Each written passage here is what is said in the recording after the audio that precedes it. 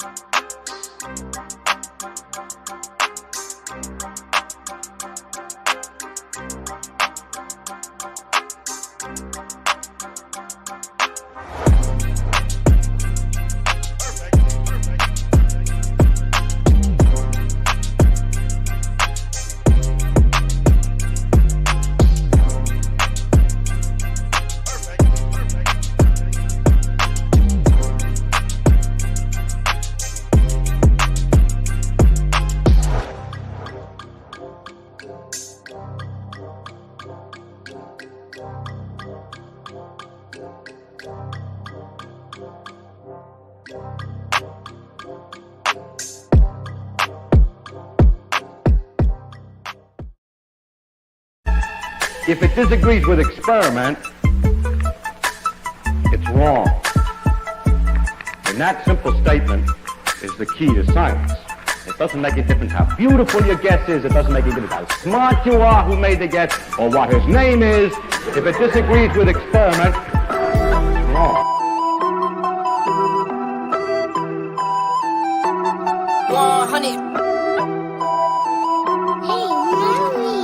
Yeah, look, they said that I couldn't do it, so I went and did it. W's only, you know I've been winning. Top of the world, the globe is spinning. If you know, you know, I've been on a mission. Go. Okay, let's get it. Got a little time on my hands like a wristwatch. I don't got time for the brakes and the pit stop. Race through the gridlock, take it like Chris Rock. Right to the chin, still win. Heavy metals like Slipknot. Got the driving, I got tunnel vision. I just hit my stride the way I run the business. I've been making paper like I'm Dunder Mifflin. See the end game, I got one division. Look, I don't ever bother with a critic. Hit him with a chronicle of Riddick. Boom, bottle full of Ritalin. I hit him with a little bit of riddle me this, riddle me that. My bad, fell asleep at the gas. No time to wait though. Elon Musk, I'm trying to bankroll. New Tesla just cause I say so. Electric whip like Ivan Vanko. I just did it. W's only, you know I've been winning. Top of the world, the globe is spinning. If you know, you know, I've been on a mission. Okay, let's get it. I've been on a mission like totally spice. I'm a baddie, she bad, but she totally nice. Nails are blue and her toes feel like white. They complete me, child at the soul for my leg. He knew it for sure, but he left with a why. What is up, party people? It's been a minute. Sorry I didn't go live during the weekend. Had things to edit and deal with. If you haven't caught that, I'm just going to talk about it now real quick and then not talk about it again for the rest of the stream. I just did an upload. I will put it in the chat because as far as I'm concerned, it's a big deal. And I think it is something that people need to know about. People need to know is happened and to deal with this person according. It is what it is. There we go. So if you guys haven't seen the upload I'm talking about, on Saturday afternoon, sitting there relaxing, hanging out over at Jim Panda's Debate Fullerton More. And I want to make something very clear. It has been dealt with, and it's not something that was accepted there at all. So good on them, good on Jim for saying something to him, and the people that did say something to Pete Shea. The upload I put in Saturday, I was sitting there, and Pete Shea decided for no fucking reason at all to tell the room about his his day. Let us know that he had, and proudly, mind you, bought alcohol, 4 bottles of vodka for some 12-year-olds. The upload is in the chat and in my YouTube, so it's there. Check that out. And yeah, I don't tolerate that kind of crap. So yeah, I put that out there. And yes, I absolutely did report it. I reported it as soon as I heard about it. So yes, the upload came after report, after response. And what happens from here, I have no idea. So I wanted to put that out there and get that over with, so I don't have to say anything about it anymore. On to better things. Not sure if anyone caught Arwen's live stream this morning. It lasted all of about 20-25 minutes. 0 comments. He didn't blow up at all, which was surprising. In the beginning of his stream, he said he felt fine, and then suddenly he was sick, had to leave. And Pocket Gate, just for anyone who knows about that. But so back to what I was saying before, I said in the chat, and I truly believe this, and I've been doing this. I've been in this arena for about 10 years now, and yes, Flat Earth has absolutely been in the picture. Or religion and Flat Earth have always kind of been in the picture, worked hand in hand with each other. But as of late, it's kind of like it's really popping out. I don't know, maybe if it's because of my searches on YouTube or just the panels I've just found myself on. But it's a big conversation, and it kind of is weird to me because, as most of you guys know, I have said I'm open to it. Not that I'm open to it, just you just got to say the right thing. It needs to be shown to me. I need to understand why this faith is so important. That there are large groups of people, majority, I would almost say, that almost base their lives and the way they treat themselves and other people to such high standard based on their faith. The issue that I have with that is that as someone who doesn't believe in a creator, I don't feel that I have a lack of morals. As someone who doesn't believe in a creator, I don't wake up every morning to convince myself that I have to be a good person. It's just something that is instilled in my brain, whether it be from my parents or just luckily to have this type of mindset. I don't know. Like I said, it just, there's a lot of things that can be explained to me without a creator that don't validate I should have faith in this because of. Maybe I haven't heard the right things. Maybe I just haven't had that moment that gives you that, hey, there is a God feeling. The flat earth part of it doesn't take away from it to me at all.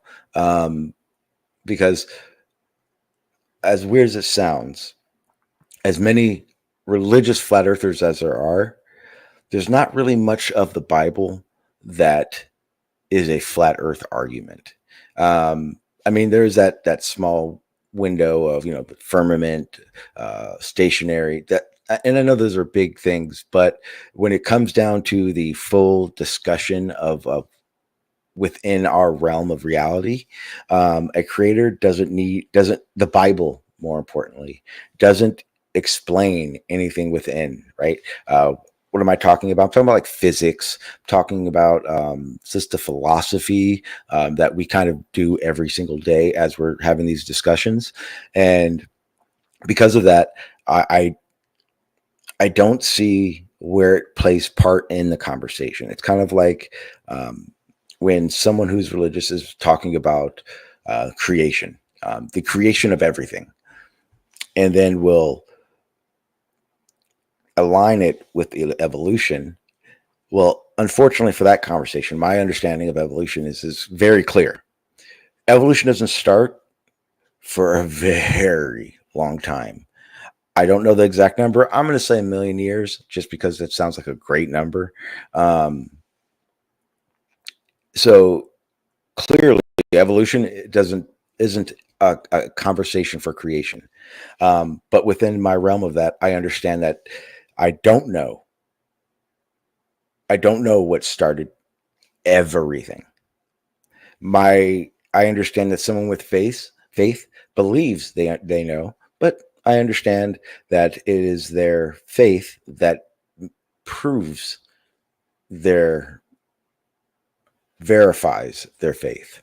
Um, but for me, my knowledge, the things I can understand to where I can get to start at or start after the creation. We don't know who started this, what started this, but we can investigate. We can reach the knowledge from beyond that, right? Everything beyond that part, what started everything, we have a very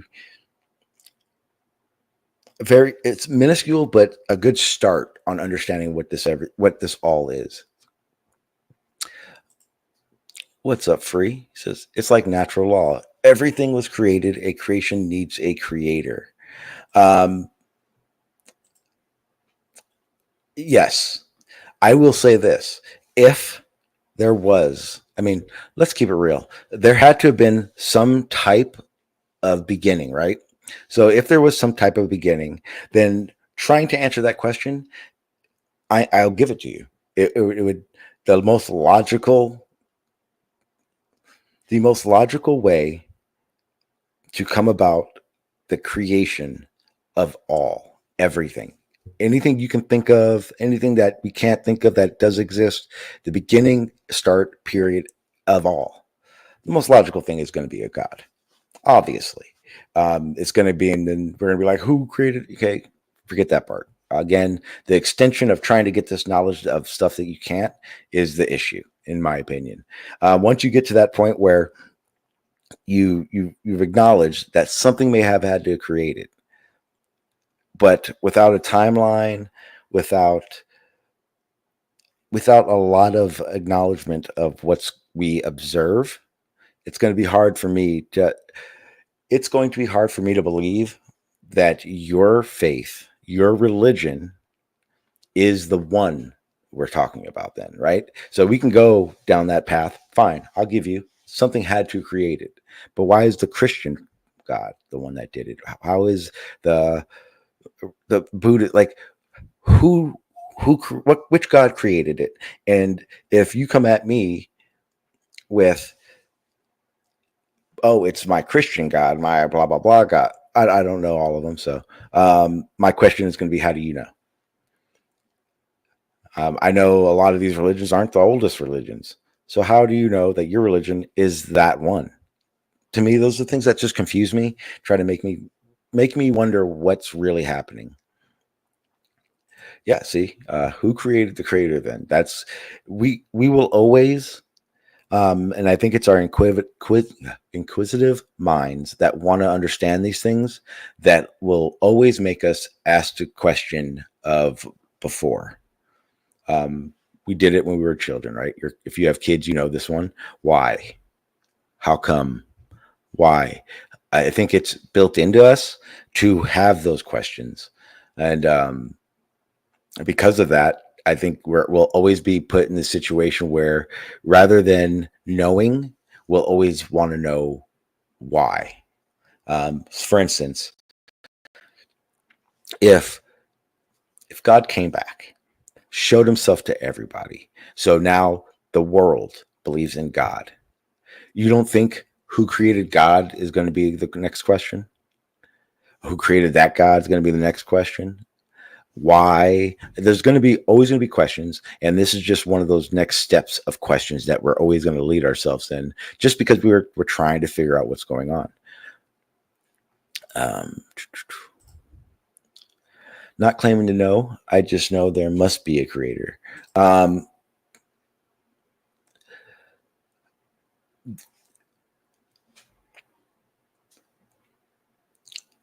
There must be a creator or something that created. When I say that, I say it like this. The same way a creationist will say the Big Bang is said to be the creation of everything, of the universe. For me, I completely understand, and I guess you would say my belief of the Big Bang. Hey, Peggy, how you doing? So you know, bold too.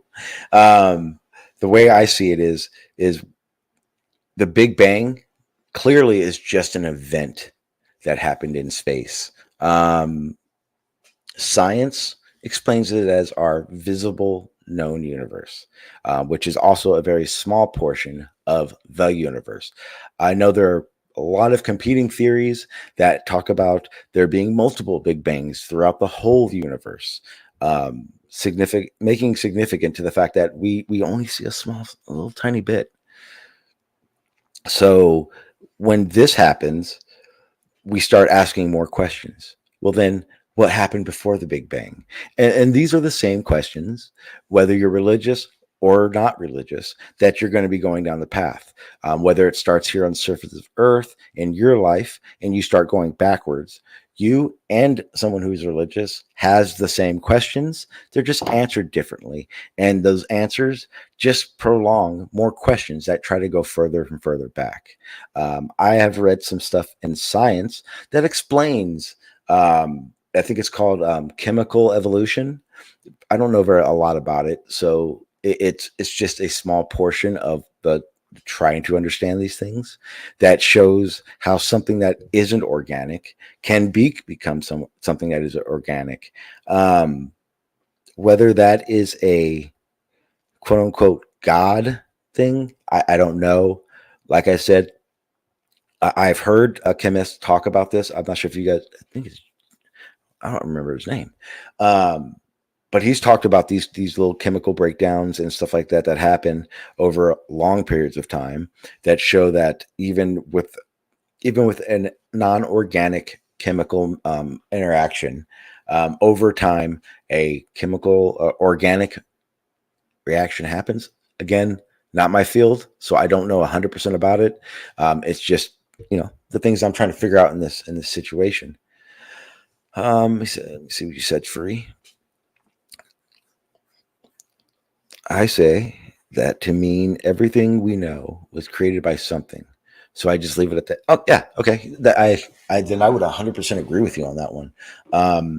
I think no matter what, and I've heard the best atheist arguments, and I've heard some really good religious arguments, but in the end of the day, no matter what, both parties, when you get to that line of questioning, you get to that part of the questioning, you'll always end up, I don't know, we'll have to find out when that time comes.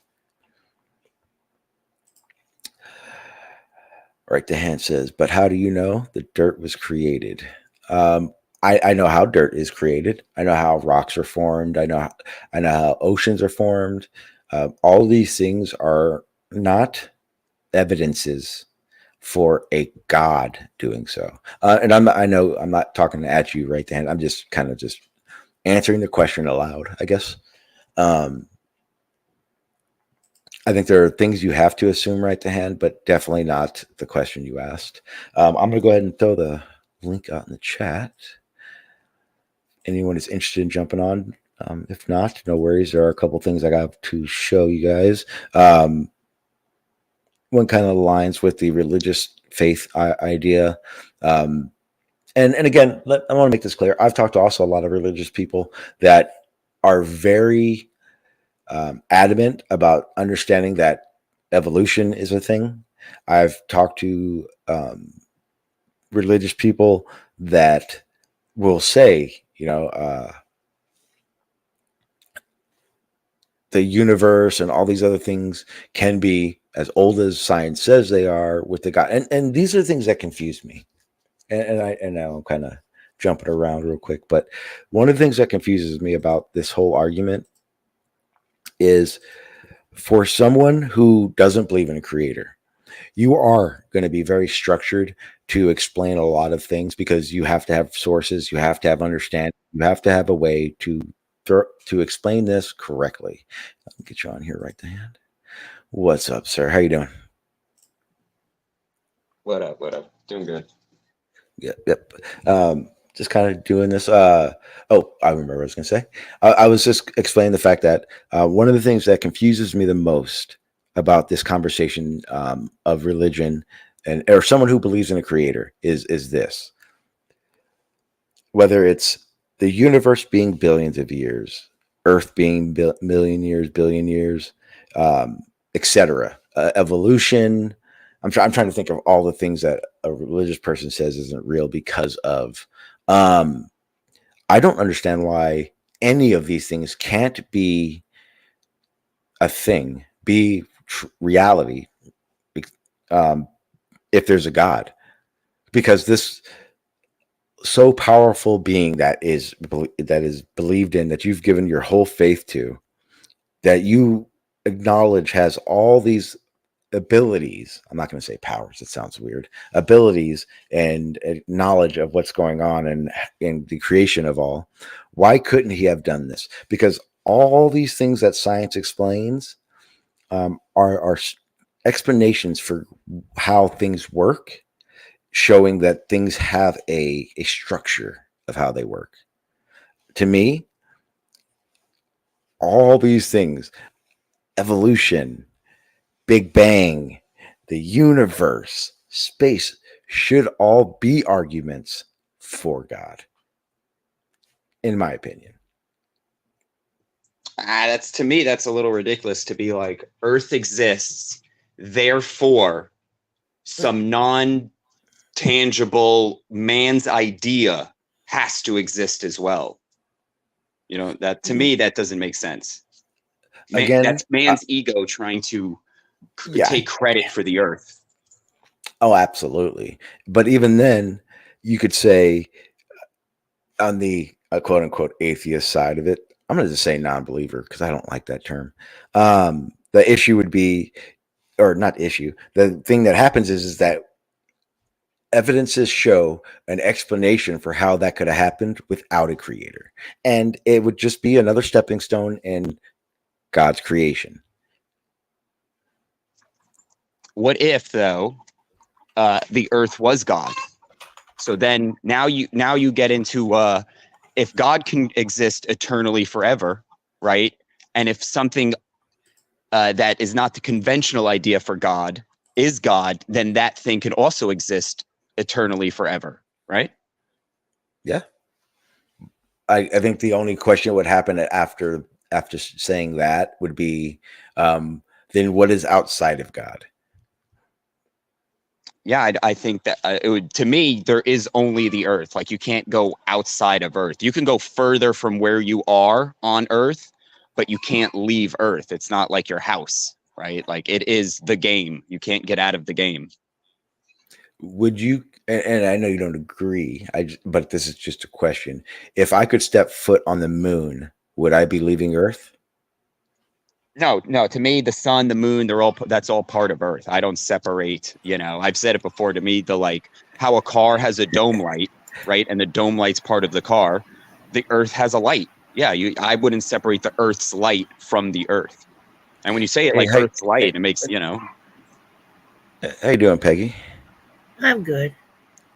It's you. Okay, I just wanted to make sure it was you before I brought you up. It's me. It's me. Hey, nobody else has a little bare butt and an Alp. I'm the only one. So you always know it's me. Awesome. Well, welcome. Thank you. What were you saying right then? Go ahead. Yeah, just to me, the idea that if there is some sort of God, right, something that is, and that's such a, you know, incoherent word, right? God is very incoherent. It's very hard to bring coherency to that word, you know, like to make people understand exactly what you're talking about. Like, a tree is very coherent. Like, if I was like, hey, there's a 60-foot oak tree with 3 branch offs, you would know exactly what I'm talking about. But when you say God, it's not that easy to just be like, this is what I mean, you know. But for me, it is, because I look at the Earth, I'm like, look at all the stuff the Earth does. Trees will just come sprouting out of the ground, right? That you've never. So where is this thing? Where did this thing come from? Like, flies, gnats are just appearing. Life just appears out of the Earth. Like, to me, that's creating life. So then, would you consider your parents gods, in a sense? Yeah. Well, so like, yeah, to me, like, and this is to the big thing of society, right? Everybody's like, what's the point? If we all were part of the same God, right? We were all in this together, kind of thing. Like it would be like the cells in your body fighting each other. Like why are we fighting? We're part of the same being, right? Like I think that's the real. That's everybody's like, oh, they're trying to hide something. I think that's what they're trying to hide. Because if people realize that like hurting someone else is the exact equivalent of hurting themselves, they would realize how silly like all of this stuff is that they're, all of the division, how silly it is. So what you're basically explaining is how Earth has like basically a full symbiotic existence with itself, right? Yeah, kind of like how your cells do certain things, but the entirety of your cells is you, which has a different sentience than the individual cell. That's how I see God. So then would you see, so if we're using that as an example and we're saying that Earth being a cell in your body, wouldn't that show evidence for more outside of that cell being, the body, I guess, would be the universe? Well, I've never experienced the universe, right? Like, could there be, a vast expansion to Earth that we could call the universe? Sure, but I still think it would all be part of the same unity of reality and or not creation, but the whole existence of everything. Our understanding of the existence of everything, right? Yeah, well, we can't demonstrate. Yeah, anything you can't demonstrate is just going to be understanding. Well, I think that's the biggest issue that we run into, right? You fall into this. We understand this. You go further out or further along with your understanding, and what ends up happening is you run into roadblocks. You find out that something you thought was one way is another way, and you have to rethink how things work.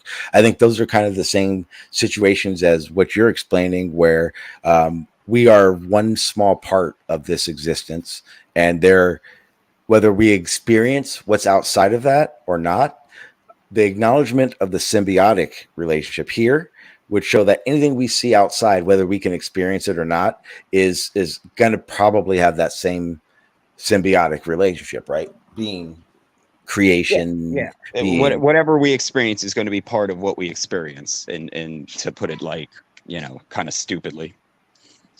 Yeah, exactly. And I get where you're coming from when you're making your points on the experience thing.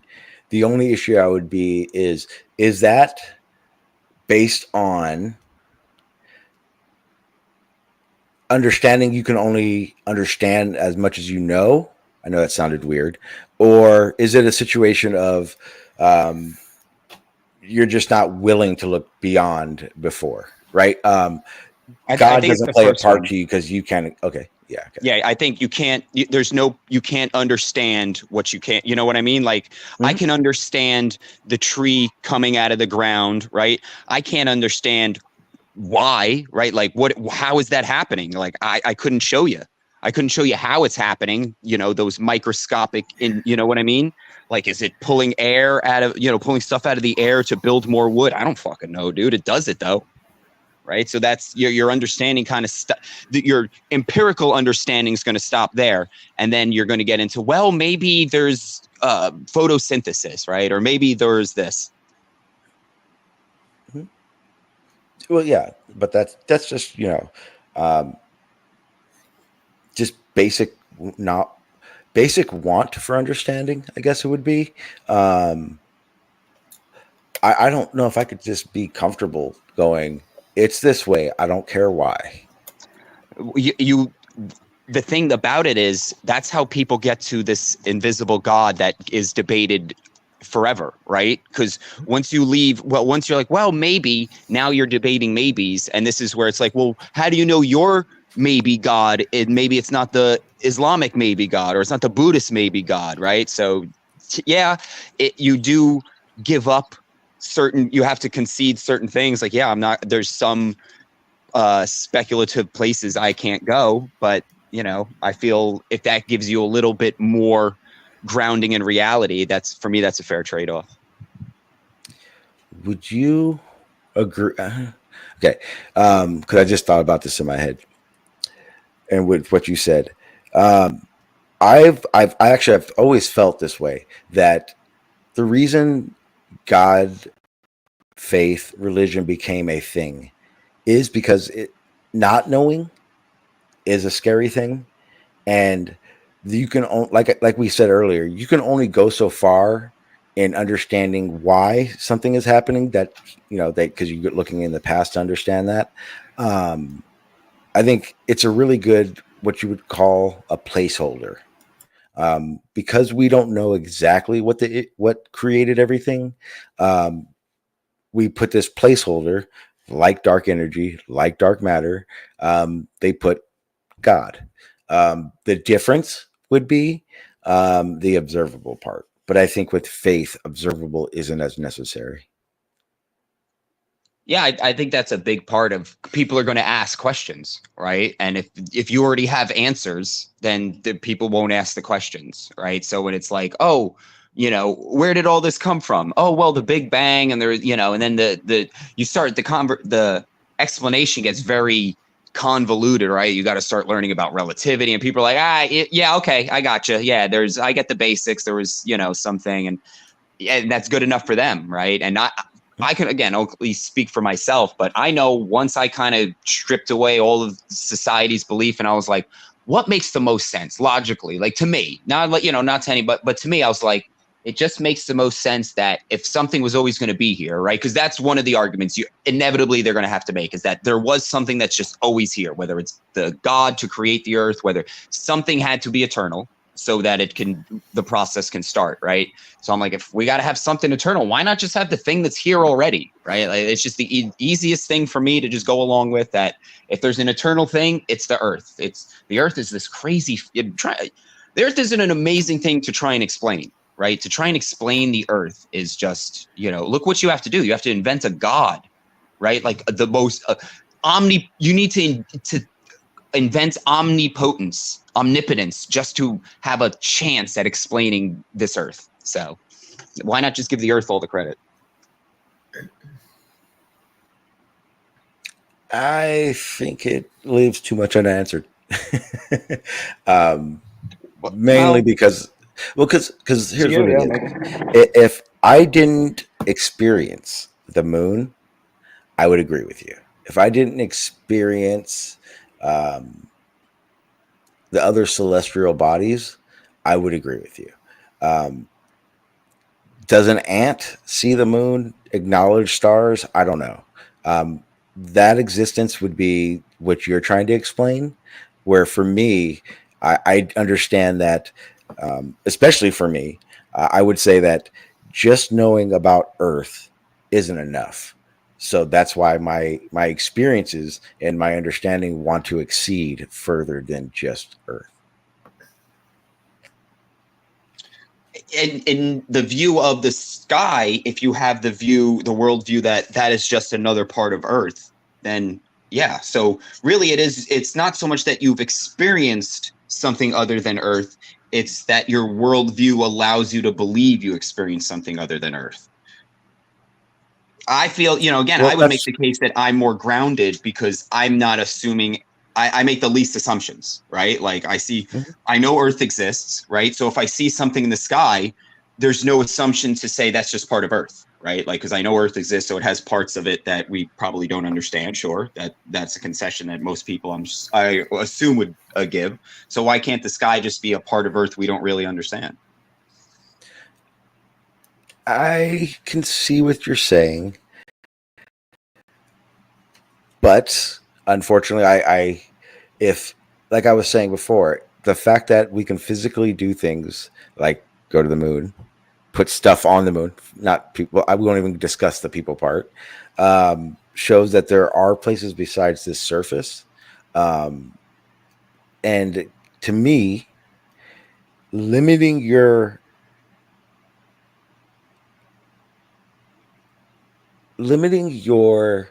want for expanding knowledge is the limiting factor that I think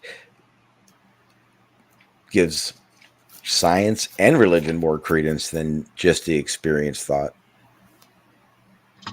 Am I I just don't expand reality, right? Like you've expanded reality when you create outer space, and there's this, now you have you know, this thing that is not, quote, in reality for us. So yes, it might be limiting, but I'm limiting myself to reality only. And a lot of people, they're like, oh, you know, what can you learn just from looking at a tree? I'm like, well, okay, maybe I can't learn much, but I also can't be fooled, right? And in the world, you know, if I was a kid and like there was a different world we live in, yeah, maybe I'd be more open to like, oh yeah, let me, you know, but having lived with so much lies and where everybody, I'm like, literally everybody that's not a person in my close circle, and even some of them, everybody's trying to take advantage of me, right? Like my job, the government, the state, America, all everybody wants from me is either my money, time, put something in my body, right? Like nobody's over here going, hey, Chris, you know, you got enough food in your fridge? Are you doing okay? How's your, you know, nobody out there cares like that. So I can't believe they're trying to give me any truth. I think they're just trying to deceive me. So I'm going to be just ultimately, what's that word? Where, you know, where you're distrusting of everything. But aren't those requests all deemed on needs and services as well? For instance, you said put something in you. You weren't forced.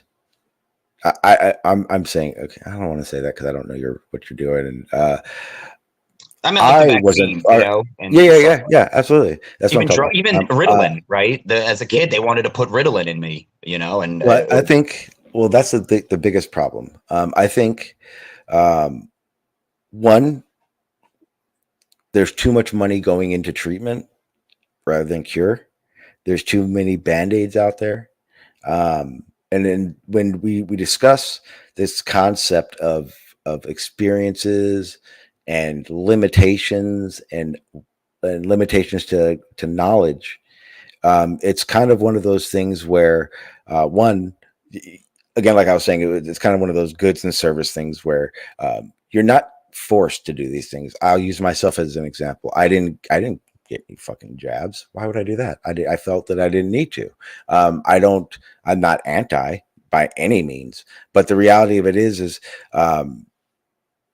whether you're needing something, wanting something, or deciding something, you have these choices. No one's forcing you to do any of those things. The people you surround yourself are going to give you what you're getting.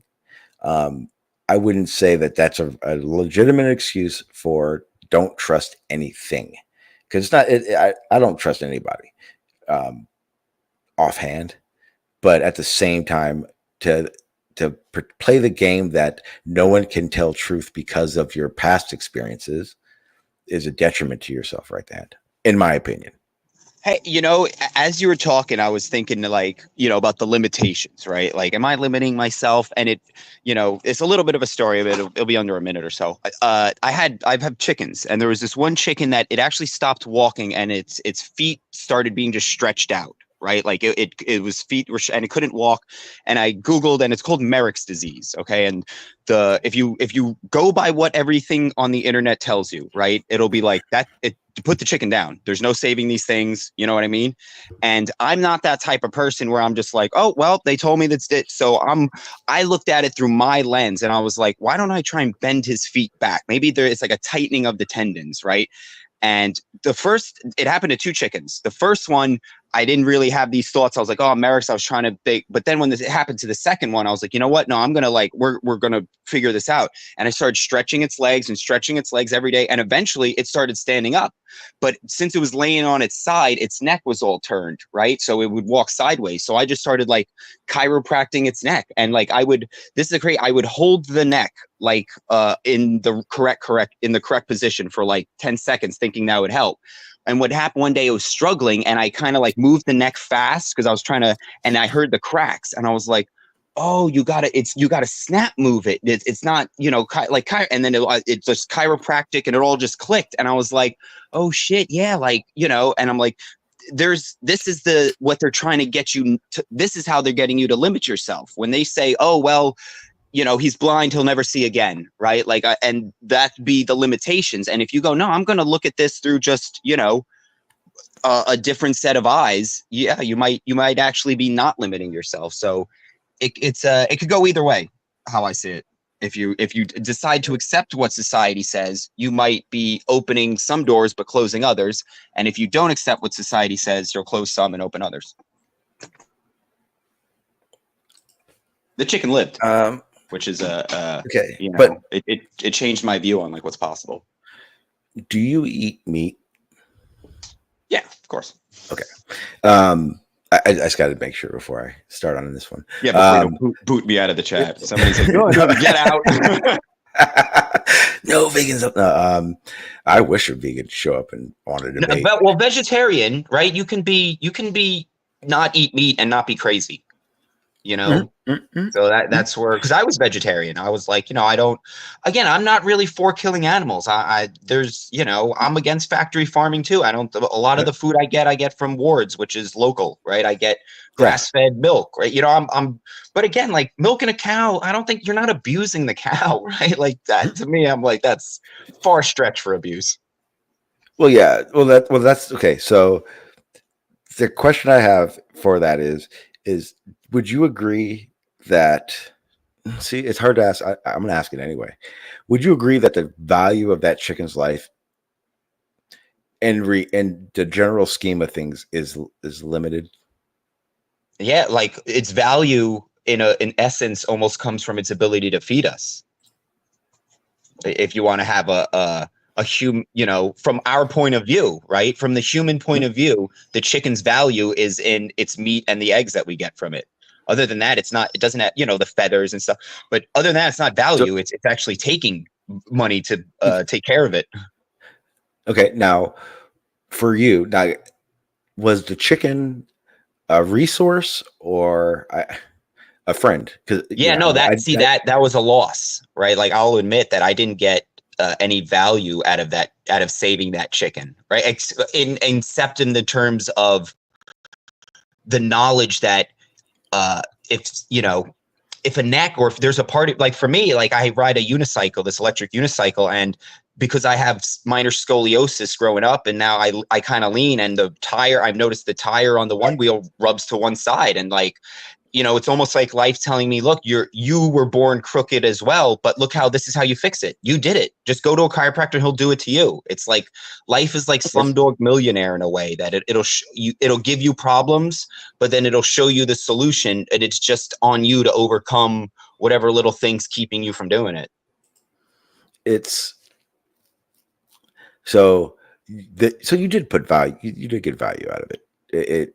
But not a monetary, you know, there wasn't. Yeah. Well, yeah. I mean, hey, it could be a monetary value if I save myself medical bills later in life, right? Because I don't have to be in a wheelchair or a nursing home till later. Yeah, that's you know, that's all value, I guess.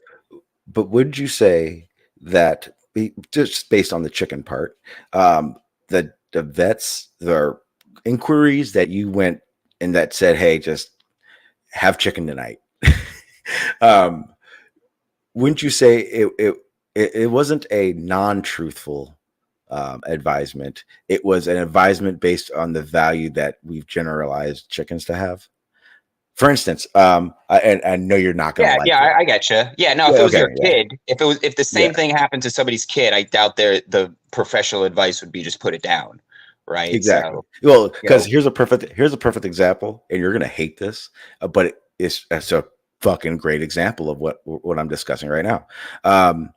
If you go to Alabama, every hunter's going to think, I want me a fucking coon hat. But right the hand over here, you're going to say, I'd rather shoot the hunter before I ever shoot a raccoon. Correct?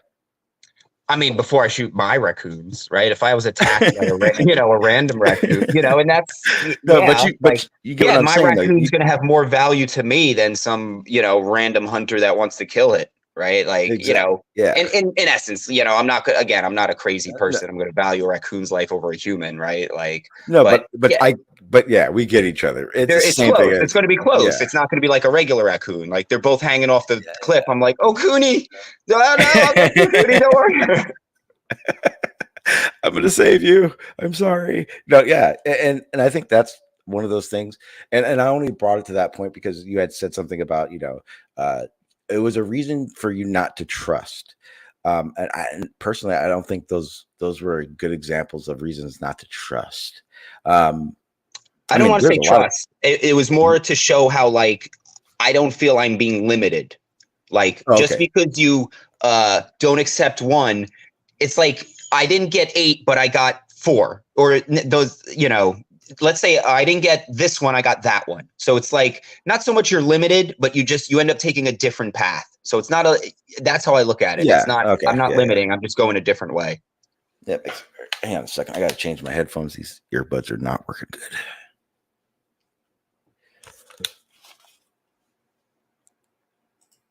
All right. Say something real quick. Mic check. All right. Yeah, good to go. Yeah, I was trying to do the earbud thing. Makes life easier sometimes, but right now they're just cutting in and out. So I didn't like it.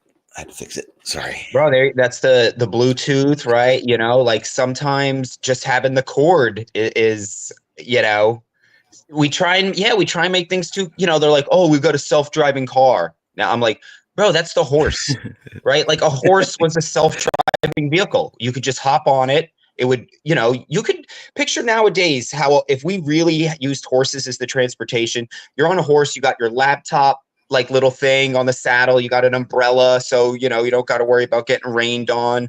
It would be a pretty decent experience. It would be cheap as hell. You probably don't compile yourself with 50 things you need to do all at once because never forget your keys. Bro, for me, that'd be huge. Never losing your car key. Imagine that. All you got to do is, and nobody else can ride it. It's going to buck them off. Like it's got anti-theft devices on.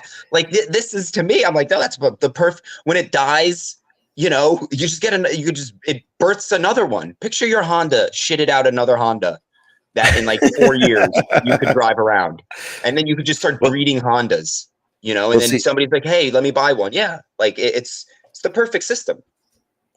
And here's the thing, when you saying that, it just sparked to me.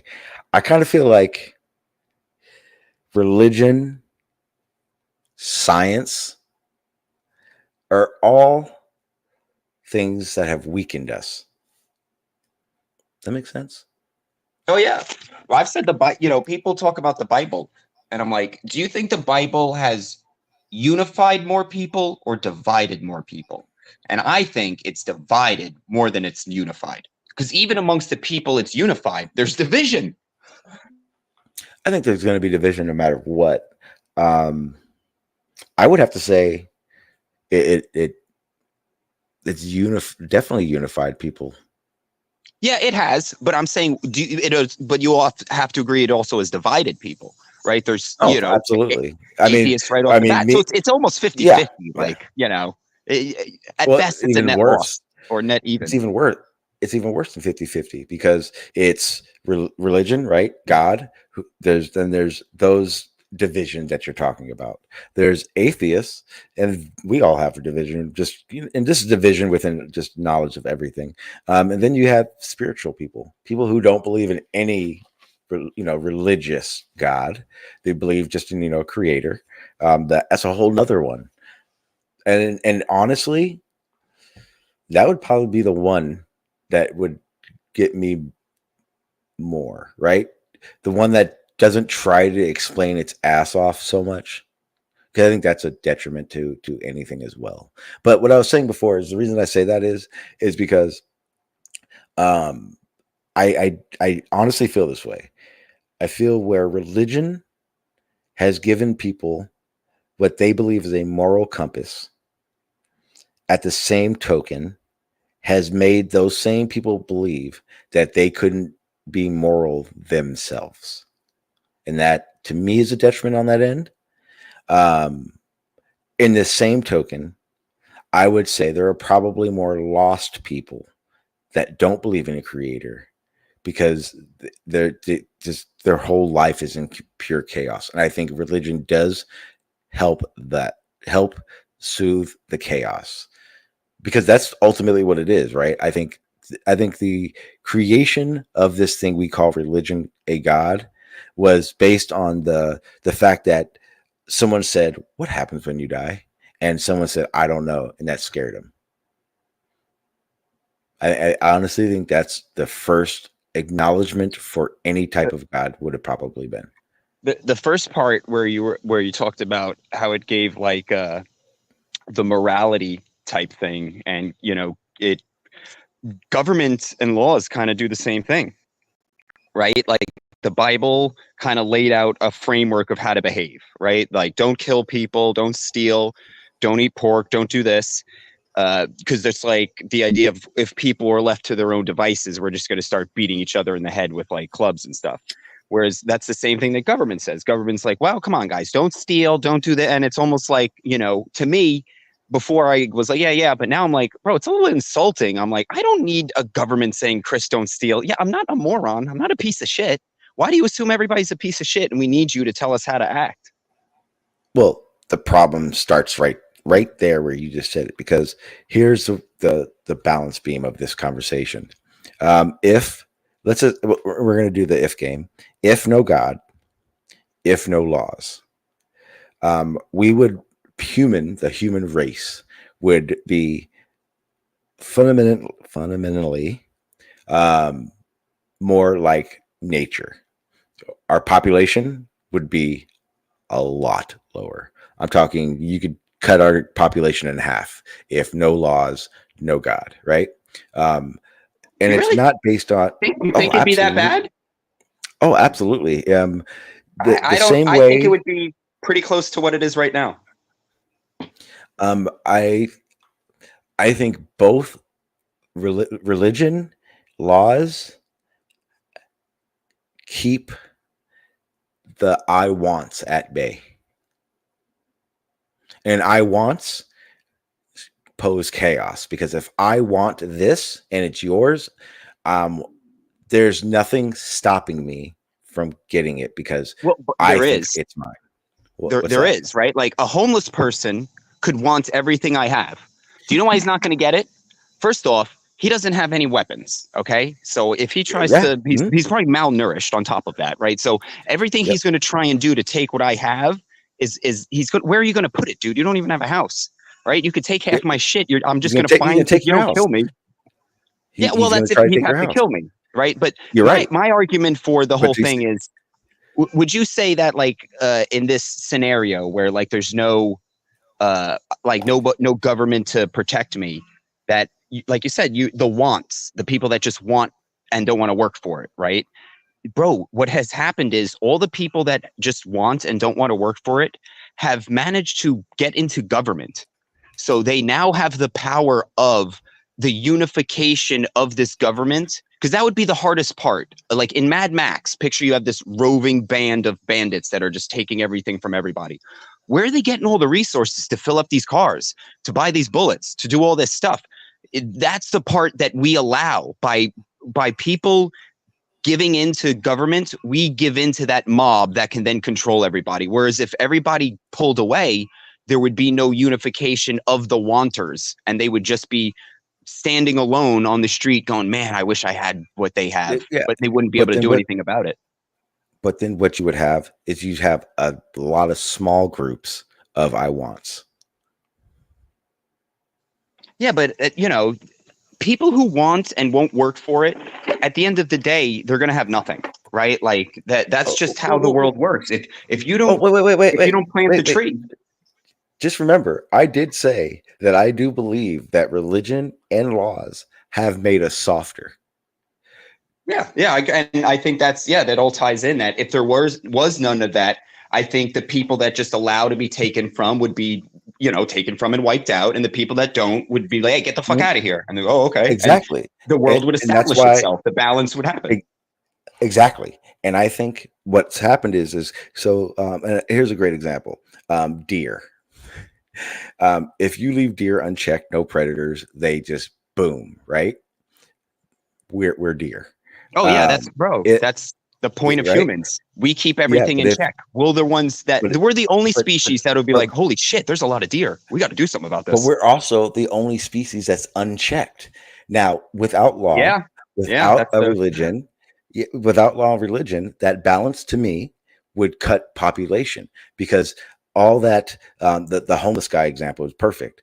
And in the situation we have currently, because of law, religion, I'm using interchangeably. So, and this is in the hill. So, what ends up happening is, if I said, what would it take for that homeless guy to get what you have? And it would be hard work, motivation, etc. Well, in a no law, no religion society, he's going to get together with another homeless guy, and they're going to get the biggest rocks they can find, and they're going to wait until you're not looking, and then they're going to take it from you. What essentially is going to happen is either you're going to die or they're going to die, which essentially is just diminishing the population, and that's going to happen a lot more. And that's why I was saying that if we took those things away, I would cut the population in half. Would it be good? Yes. I don't think there'd be a good or bad to it, right? Like if the world balanced out, that's just what happens, right? It's not good or bad. It's just what's happening. It needed to for whatever reason. Well, look at the Serengeti. If you look at how the wildebeest, the alligators, or the crocodiles, the lions, the hyenas, cheetahs, how they all are there. They balance each other. They balance what's happening, right? They kind of do the symbiotic thing. That to me is what would happen in the same situation of no laws, no regulation. We would, the weakest would go, and the rest would just be living. I think the problem with humans are we always get back to this point, but the main point of it is that all the cushy, wonderful things that we take for granted, when they're gone, what you see is you see the population go down. It becomes less easy to live. It becomes less. You see less births because you're not fucking every fucking 3 times a night, getting pregnant. And you trying don't to survive. There's no safety net that, oh, well, if I get pregnant, I'll just abort it, or I'll just put it up for adoption, so, well, and that's one of my argument, not to go off track, but for abortion, if abortion wasn't readily available in a place, do you know how many women would actually, they're like, oh, well, they'll just stick a coat hanger. 80 out of 100 probably wouldn't do that. You know what I mean? That most women would. No. I think they'd be like, it's easier to just birth it. No, they go to a different state. No, I'm just saying, let's say what I'm saying is if there was no easy access to abortion, I think more women would just be like, you know what? The easiest thing is to just birth the kid. Because I think going inside of you with a coat hanger trying to do it yourself is harder than just birthing a kid. And you know what I mean? That's not true, because there are decades where women I think a smaller percentage of women would do self abortions than would actually just be like, you know what? I'm just going to birth it. I'm not going through with the whole digging around. That wasn't even a thing until there came so many damn people. Yeah. So, and again, this is all like, thin. There's that would probably be a solution to that situation. The less people, because here's the thing: if the population was cut in half worldwide, it'd probably be pretty important to birth. So it would be portrayed in a different light as well. It would actually be the means of our existence rather than the convenience of our existence, y'all. And I think that's the problem now. They've made birth and like you said, existing kind of like a joke, right? Oh, I wouldn't want to bring a kid into this world. You wouldn't want society. You don't want the human race to continue. That's basically what you're saying, right? Well, it would in essence, right? In essence. Yeah. It's like, and that's a societal, to me, right, when we come back to like the limitations of the thinking, it's like, how many people you think limited themselves in reproducing because of that thing, So that's, you might be limited in one way, but not limited in another. And so that's where it's a kind of a trade-off, and it's on you. What do you want? You want the I think life would be less complicated without all the hoopla. Because like I said, laws about stupid shit. You know, oh, you can't have an open alcoholic beverage in pub. Why? Why not? It's just a fucking Did you can. know? It's funny you said that. Did you know there's a law in Arizona that states a donkey can't sleep in a bathtub? Yeah, it's because of like they try and write a law for a specific incident, right? Like Barnum, P.T. Barnum used to put elephants outside his circus to attract people, and they'd be looking at this huge elephant, and they're like, "What is this?" He's like, "Oh, look, just down the street, we got my circus." So they're like, "Oh, you can't put an elephant on a front lawn in Pennsylvania because that's what he used to do." And now you got these, you know, so it's all these ridiculous laws of just trying this one person. You know, one person does something weird, like why you had to take your Mhm. shoes off in the airplane. Like, come on, man. Like it gets Wait, what? ridiculous. You said, oh, wait, The in the shoes, you had to airplane take your or? shoes off because the shoe bomber. Oh, yeah. I hate that. You know what? You know what? I'm happy they did that. Actually, you want to know why? Because what You don't that did. fly. Oh no, I fly. Actually, I'm flying in 2 weeks. I'm going to San Diego. I'm so excited. Um, it forced people to make sure they washed their feet before they went to the airport. So what ended up happening is you had less bad feet smells inside airplanes. That's my argument, and I'm sticking to it. And I'm not one of those people. I would never take my shoes off an airplane. If that shit went down, I'm not searching for fucking shoes. And yes, I have a insanely serious fear of flying, which didn't help when I moved to Texas because then I started flying like 6 times a year. Bro, Calvin and Hobbes, still one of the best comic. Like as you get older, you read it. So the first scene is him waiting at like the toaster, and then the toast comes out and it's just completely black. And he's like, with modern technologies, I can't understand how anyone even gets on an airplane. And you're like, yeah, bro, we can't get a fucking toaster to make a piece of bread right, and you expect me to like trust these airplanes and stuff? I don't know, man. Well, here's the thing. I would say probably for 35 years, 37 years of my life, I avoided planes at all fucking costs. To the point where I have driven all of the United States numerous times. But when I had done it, it was either for work or in like a truck, you know, with a sleeper. So it was different. The first time, and here's the other thing, I had never been to Texas, and Texas fucked this up for everybody, for everywhere. I mean, I live in I live outside of San Antonio, and the first time I drove to California from here, um, and it took me 8.5 hours to get to New Mexico. I realized that I didn't want to do that 8-hour drive again.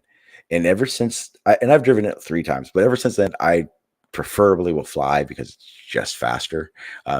Cuts out 23.5 hours of my life of just driving. So I started flying a lot. And here's the thing. I don't, I refuse to pay $1,000 on a ticket. So I fly cheaper because they're short flights. So I have not been on the best flights. And I will say that I have felt like I was seeing death a few times. So yeah, I don't take my shoes off. I get really fucking high before I can fly. I'm talking stupid high, like really, really bad. I just refuse to. I hate flying. But back to what we were talking Yeah, I about. don't. I used to fly too, but now I'm just like, I'd rather drive. I don't want to go through that whole bullshit, you know. I have different. I mean, so like when I go to San Diego, it's to see my son. I'm trying to get there. I'm not trying. You know what I mean? So Yeah, no, I hear you. yeah. So I mean, there are times like I do a lot of off roading, and there's a lot of off roading in between here in California. So there's been a few times like I've done the drive, but it was like 2 days here, 2 days there, and it kind of breaks it up a little bit. But just that Texas drive, man, that is crazy.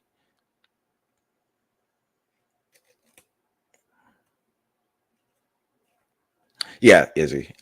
She said, if I fly far, I have to have a good seat. That is one thing. I don't pay a lot on my ticket, but I do I hand pick my seats, and I'm not tall. I'm not a tall person at all. I'm 5'8". But I am that asshole who will get that aisle seat by the exit door or the emergency door. I get that seat as much as possible, and window, because I want to see when it's going to happen. I'll push someone out of the seat. I don't care.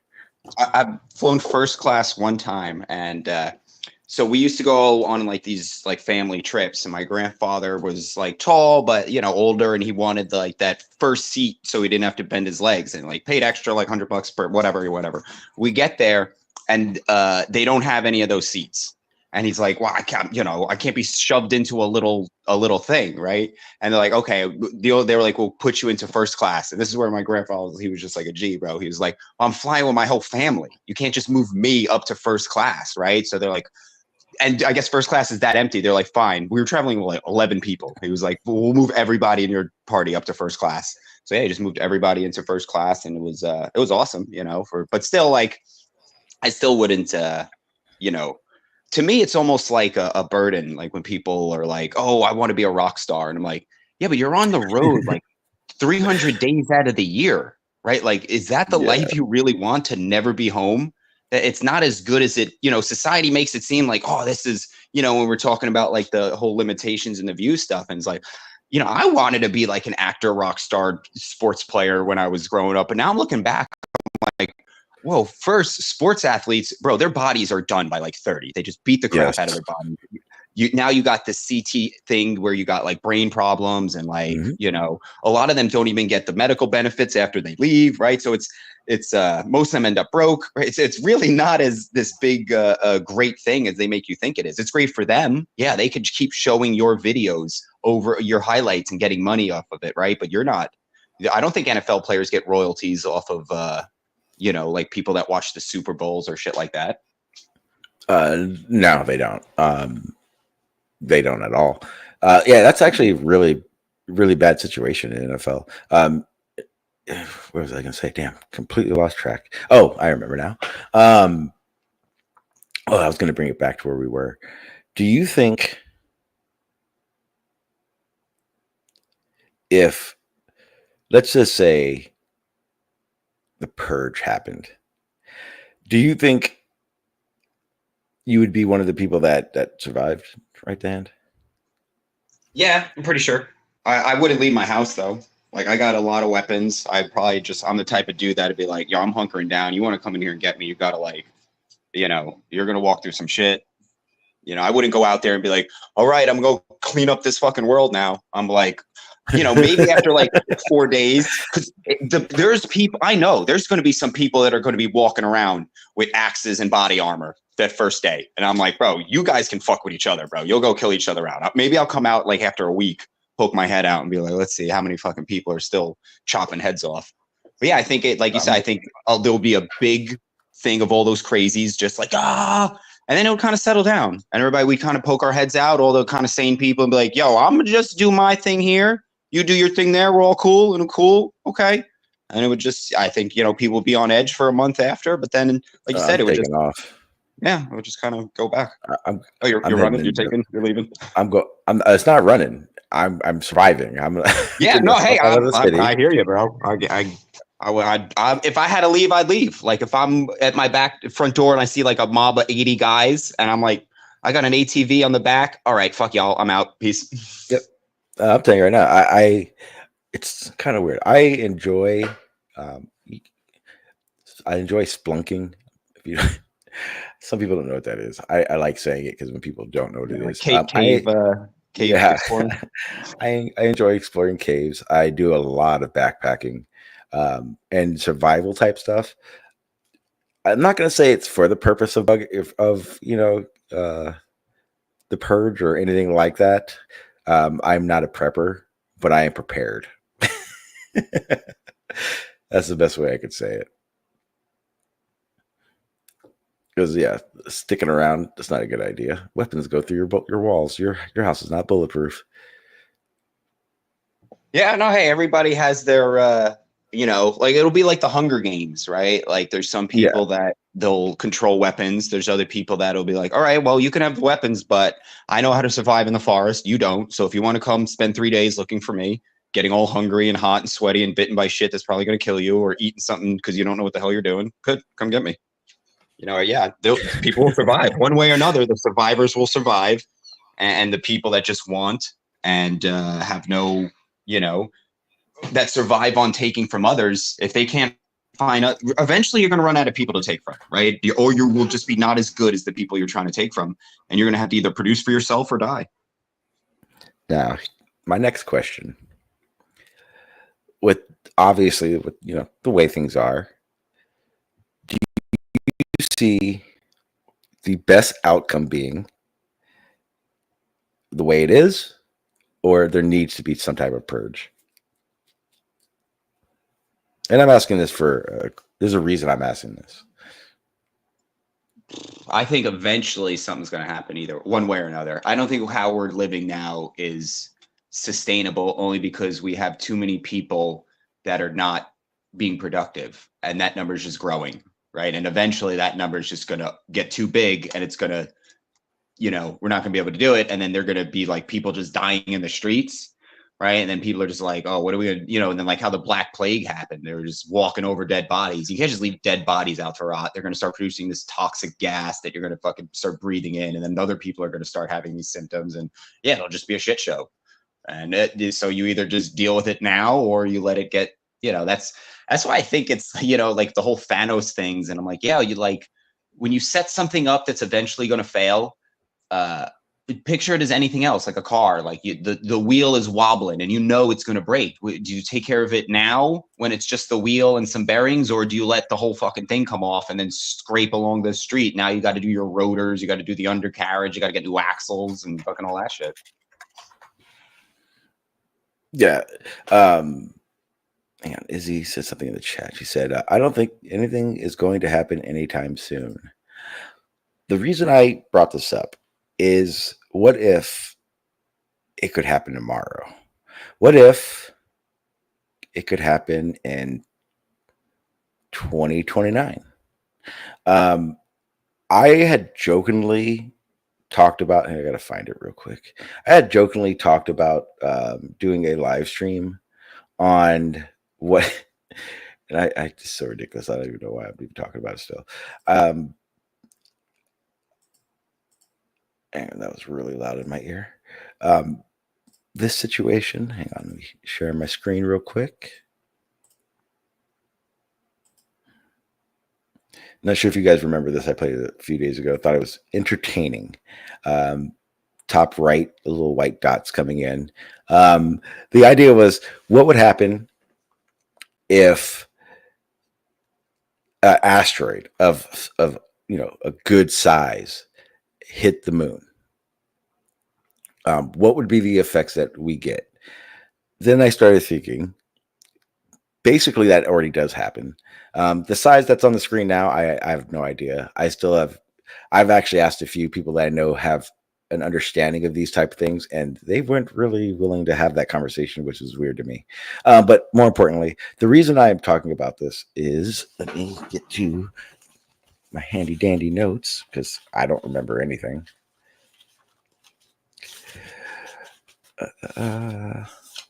Because in 20, it's that important. I gotta pause and find it, because I had the name in my head, but then I forgot it. It is called, but I threw it away. I did. I know I threw it away. Okay, so there's a asteroid, basically, that is going to get near. Oh, I found it. Okay, it is. And okay, so this is actually a real thing. Very serious. Let me go ahead and pull this up. Now that I found it, I will show you guys what I am trying to explain. Because reality is that it is. Yeah. Hang on. I know what happens every day. Hang on 1 second. Because that every day is actually going to happen. Did I just... Okay, so in April 13th, And if you Google search this, because this is exactly how I found it, April 13th, 2029. What's going to end up coming up is something that has to do with NASA.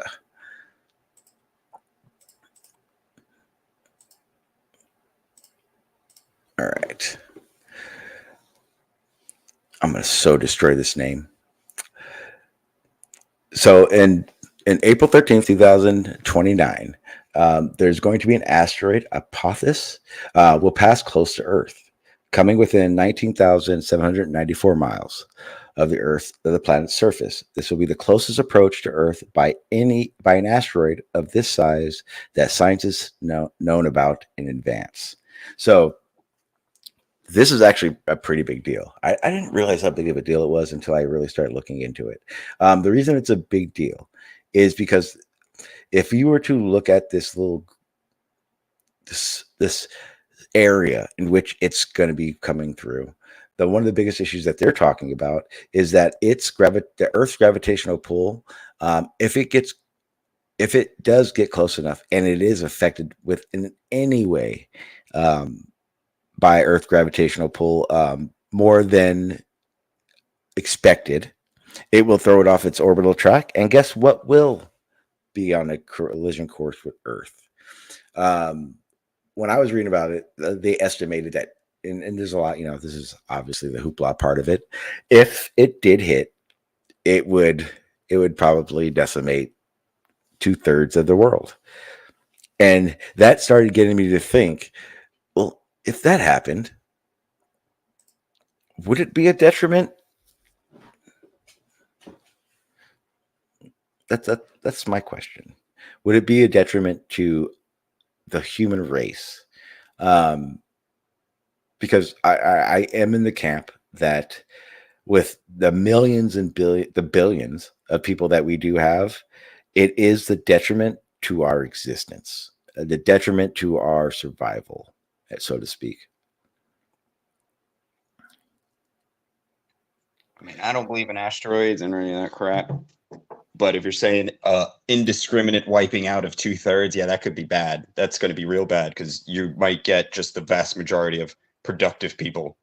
Like if you're going to do some kind of like purge, like you said, like some event that gets rid of people, you'd want to, this is a very eugenics fucking statement. But if you're going to do it, now, I'm not saying I would. I'm just saying if you're going to do it, you'd want to pick very specifically which people got to go and which people are going to stay. And a giant asteroid wouldn't do that. There's no picking when that comes.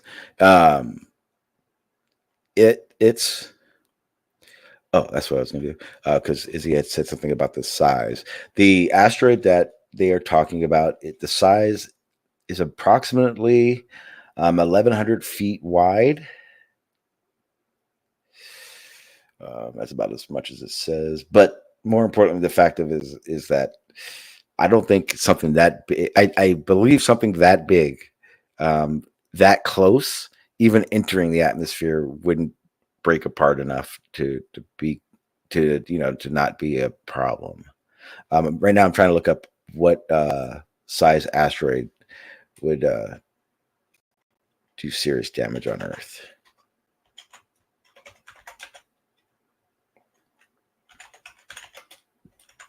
To Earth is a better way of saying it.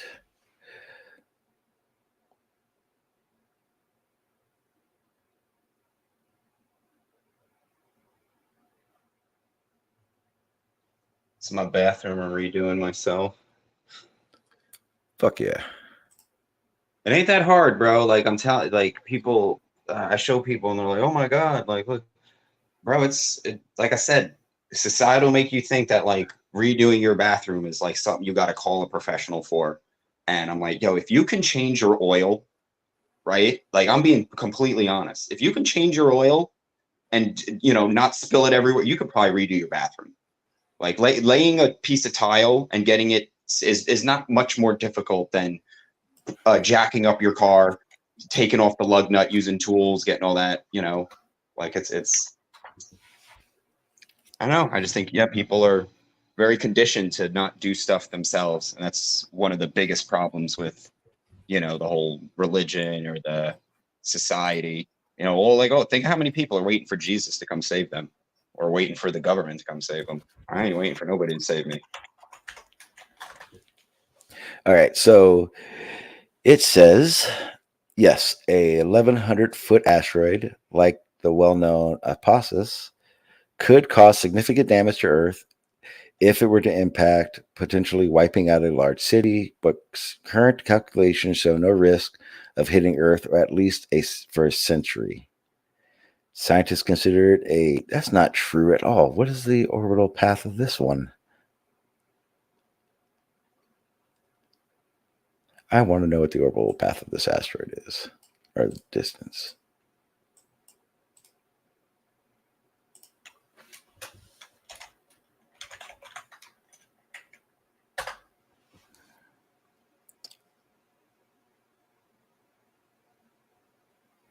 So its orbital path is 324 days. That's how long it takes to get around Earth.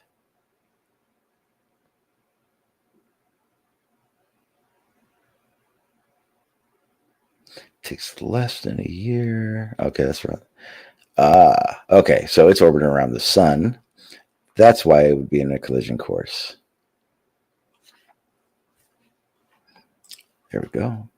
More observations refined its path around the sun and excluded Earth, bring the possibility of the 2029 impact down to zero. What would happen if Apophis hit the Earth? Apophis would cause widespread destruction up to 700 kilometers from its impact site. And then, I mean, obviously there'd be plus the fallout from it. So I guess not that many. Fine. Sorry, Izzy.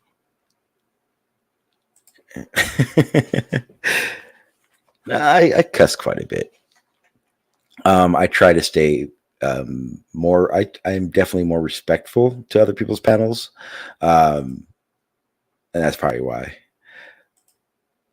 And again, like depends on the panel.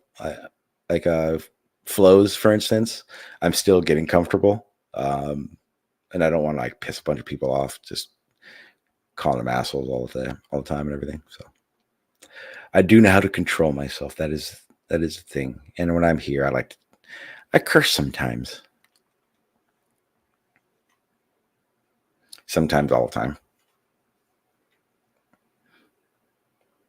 Yeah, but right there, man. You got any topics you want to talk about? We don't have to just linger on what I'm saying. Nah, I'm gonna start mixing some mortar. I want to lay the rest of these tiles.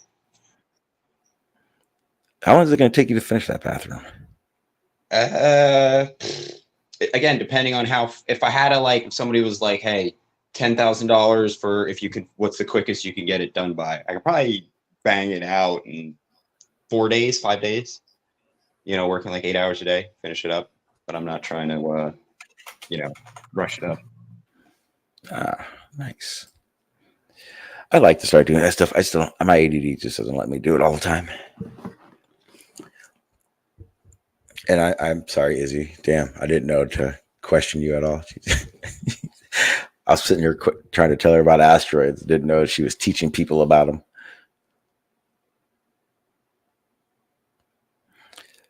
Oh, I think we already talked about what it would take for you to believe in space. We did that last time, I think. So this is what I was going to do. I was going to find that video.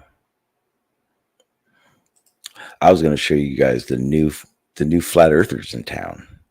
What up? They say, Otto, how you doing, sir?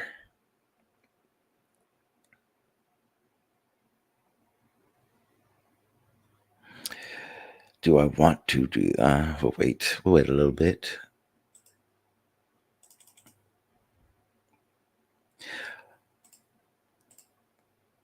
Well, if that's the case, how much do you know about I don't know if you're gonna like this or not.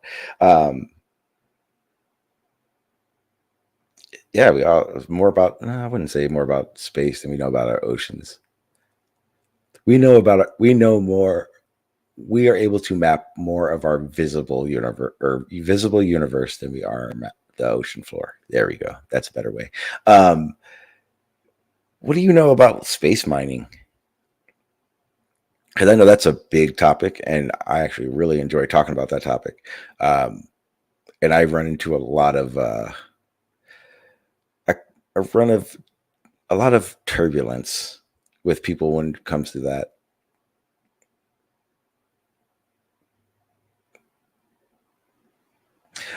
Waterman, no, they are not. They are actually outer ponders. Yes, Izzy Flat Earth. Surprise! The majority of this channel, the beginning of this channel, a lot of the topics are Flat Earth related.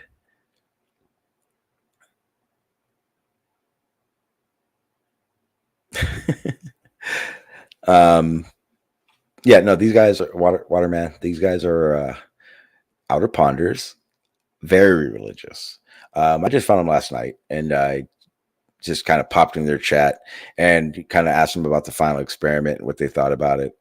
Their ideas of the sun, a 24-hour sun in the South Pole. I guess I'll play a little bit of it.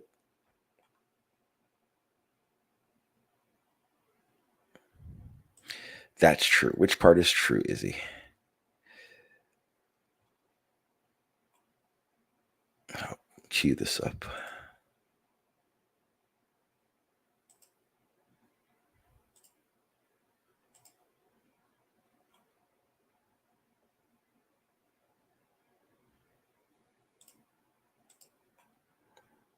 Yeah, so anyone new to this?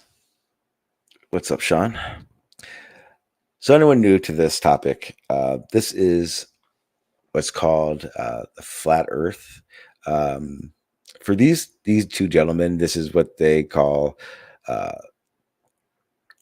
outer ponds. The idea being that white ring you see in the middle is Antarctica, and then there are land, people, resources, the whole nine outside of that white ring.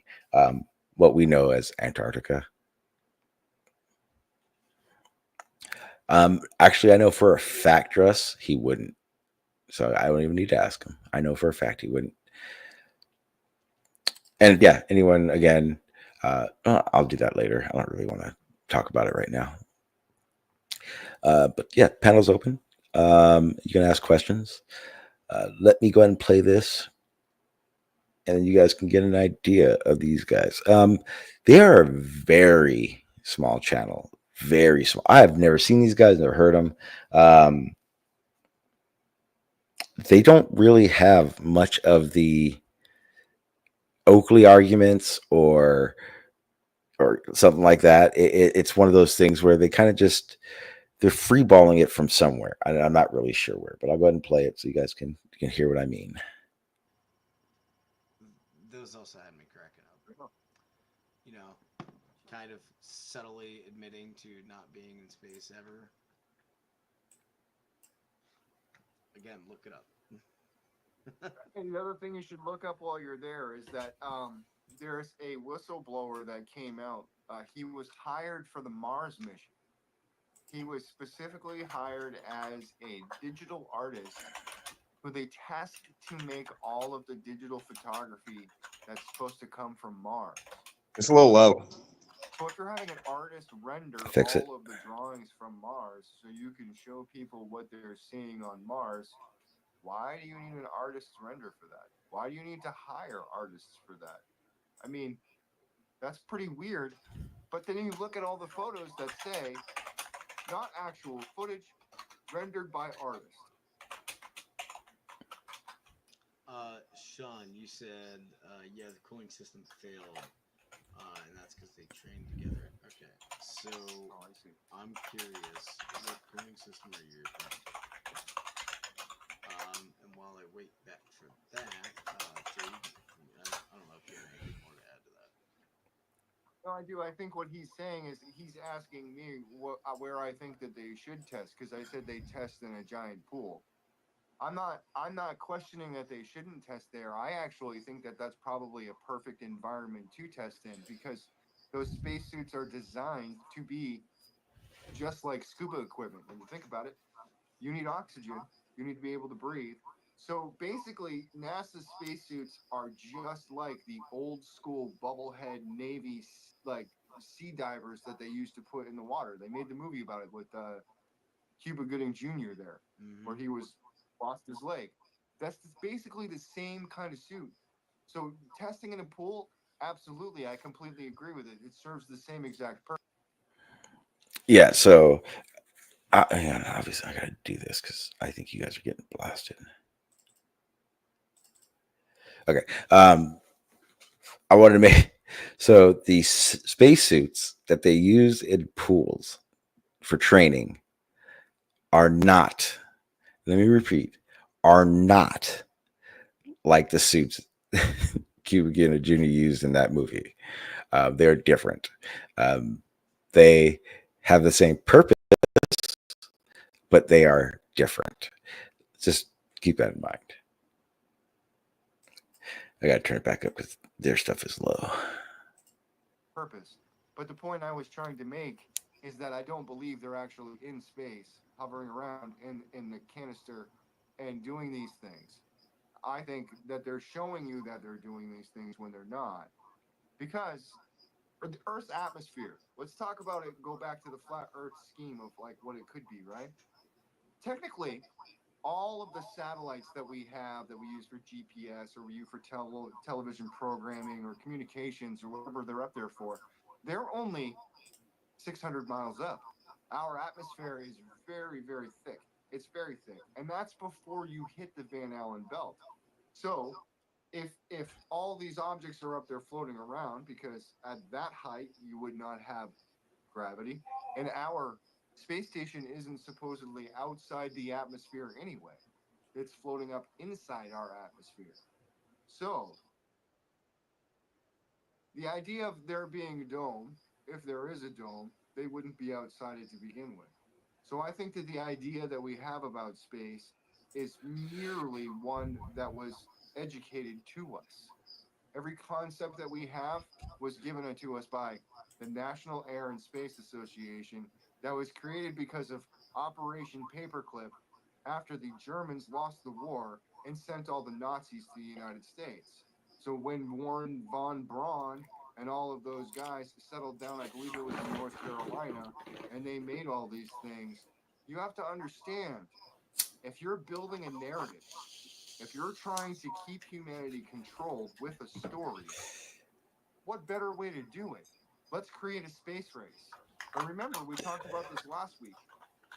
While World War going on, while the Germans and the Nazis were fighting everywhere and trying to take over the world, and while the Allies were losing soldiers and getting people killed, like, while all the bloodshed was going on, they found time to gather all the world leaders and bring them to Antarctica to sign the Treaty of Antarctica, which was far more. Get this one done. Thank you, Shawn Smith. I definitely appreciate the super chat. Says it's amazing watching flat earthers deny our knowledge of light while being on a video with someone on the other side of the globe. I actually 100% agree with that.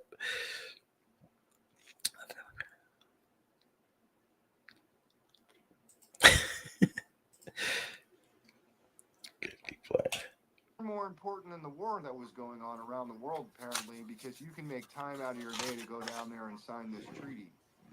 What in the world is so important that they sign a treaty that bans people from going around it, going near it, going by it, owning any parts of the land, and saying that you can only go there for scientific research? But let's do it in the middle of a world war. These are questions that you have to ask yourself. And then all of a sudden, we have a whole world narrative change. Right around the same time, Roswell happened.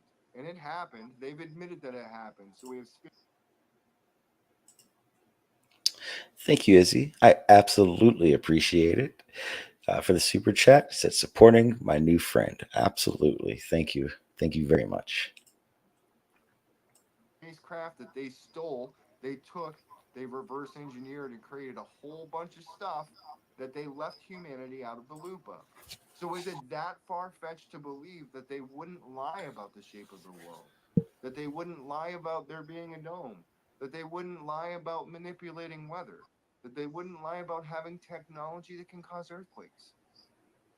You got to expand your mind and think a little bit, because you got to look at the whole picture. Why would they do it? And there's reasons. Yep, and it's and this is one of those big things that kind of divides us, right? Sure. Because if we knew that the world had looked like this, right, we would have way more people wanting to expand and to further explore, right? Right. They don't want that. Because if they all have a treaty with anybody on the outside or on that middle ring there, that's their treaty, is to stay separate. Right, so everybody, as far as the United Nations, this is just my theory on it. So,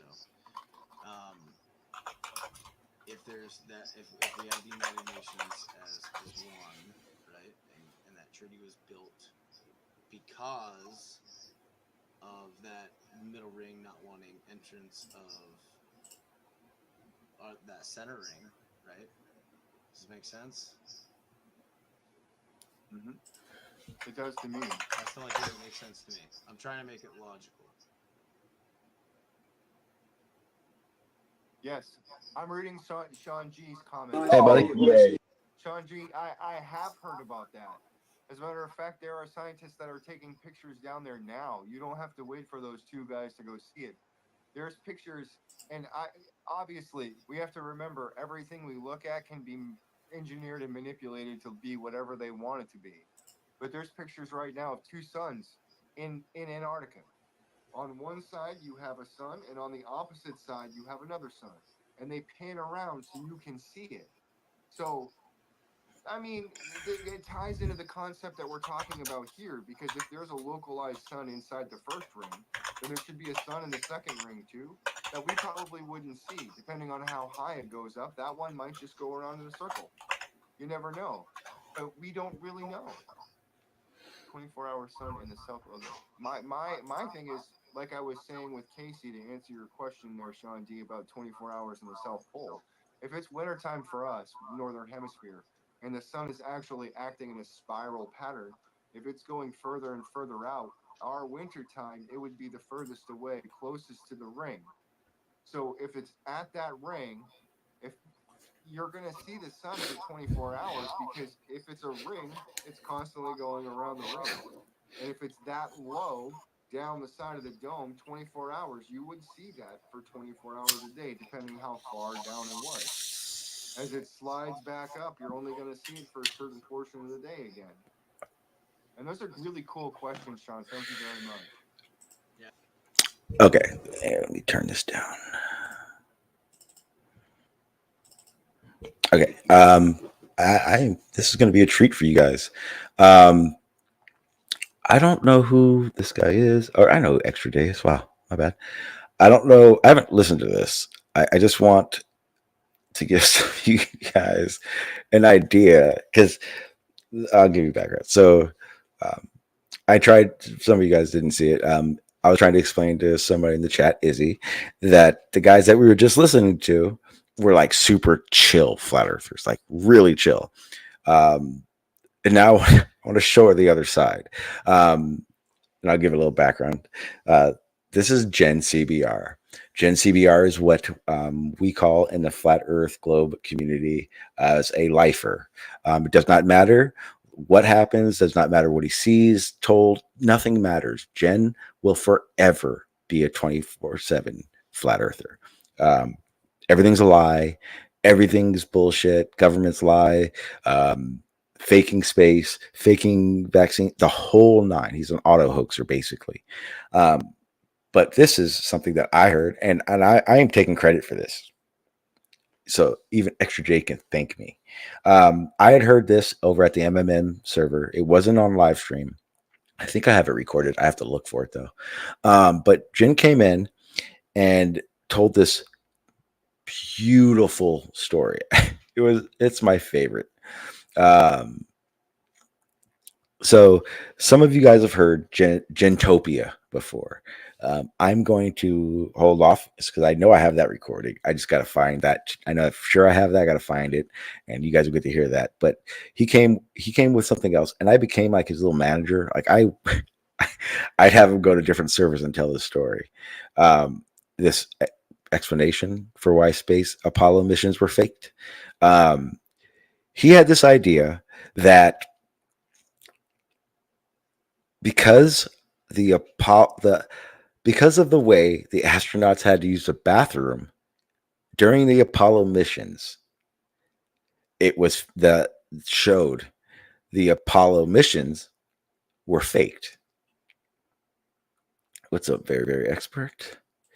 And because of that, he has a whole justification for this thinking and how it works. Again, I haven't listened to this, so I may have to jump through it. I'm not sure. But usually when Jen starts, he doesn't finish, so it'll be easy to find the spot I'm looking for. Let me see.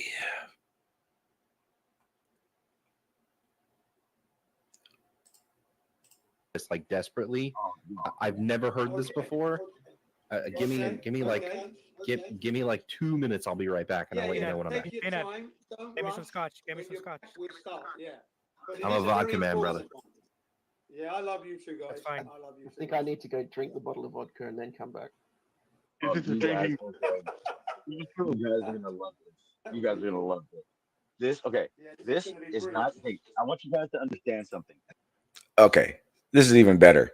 I didn't know that this is being recorded. So, like I was saying, like these are those receipts. I literally would go around going, guys, I don't care what you guys are talking about. Give Jen space and listen to this. This is not even worth arguing with. Please just enjoy. I'm so excited. Okay, so we're waiting for my man to come back from his vodka. Fetching the vodka, yes? Let's wait for him to return. So what we're going to be discussing, of course, is the plumbing in the human being versus the plumbing of the ISS versus the lack of plumbing in the Apollo missions. Okay? Right. And how we need to be going to the toilet.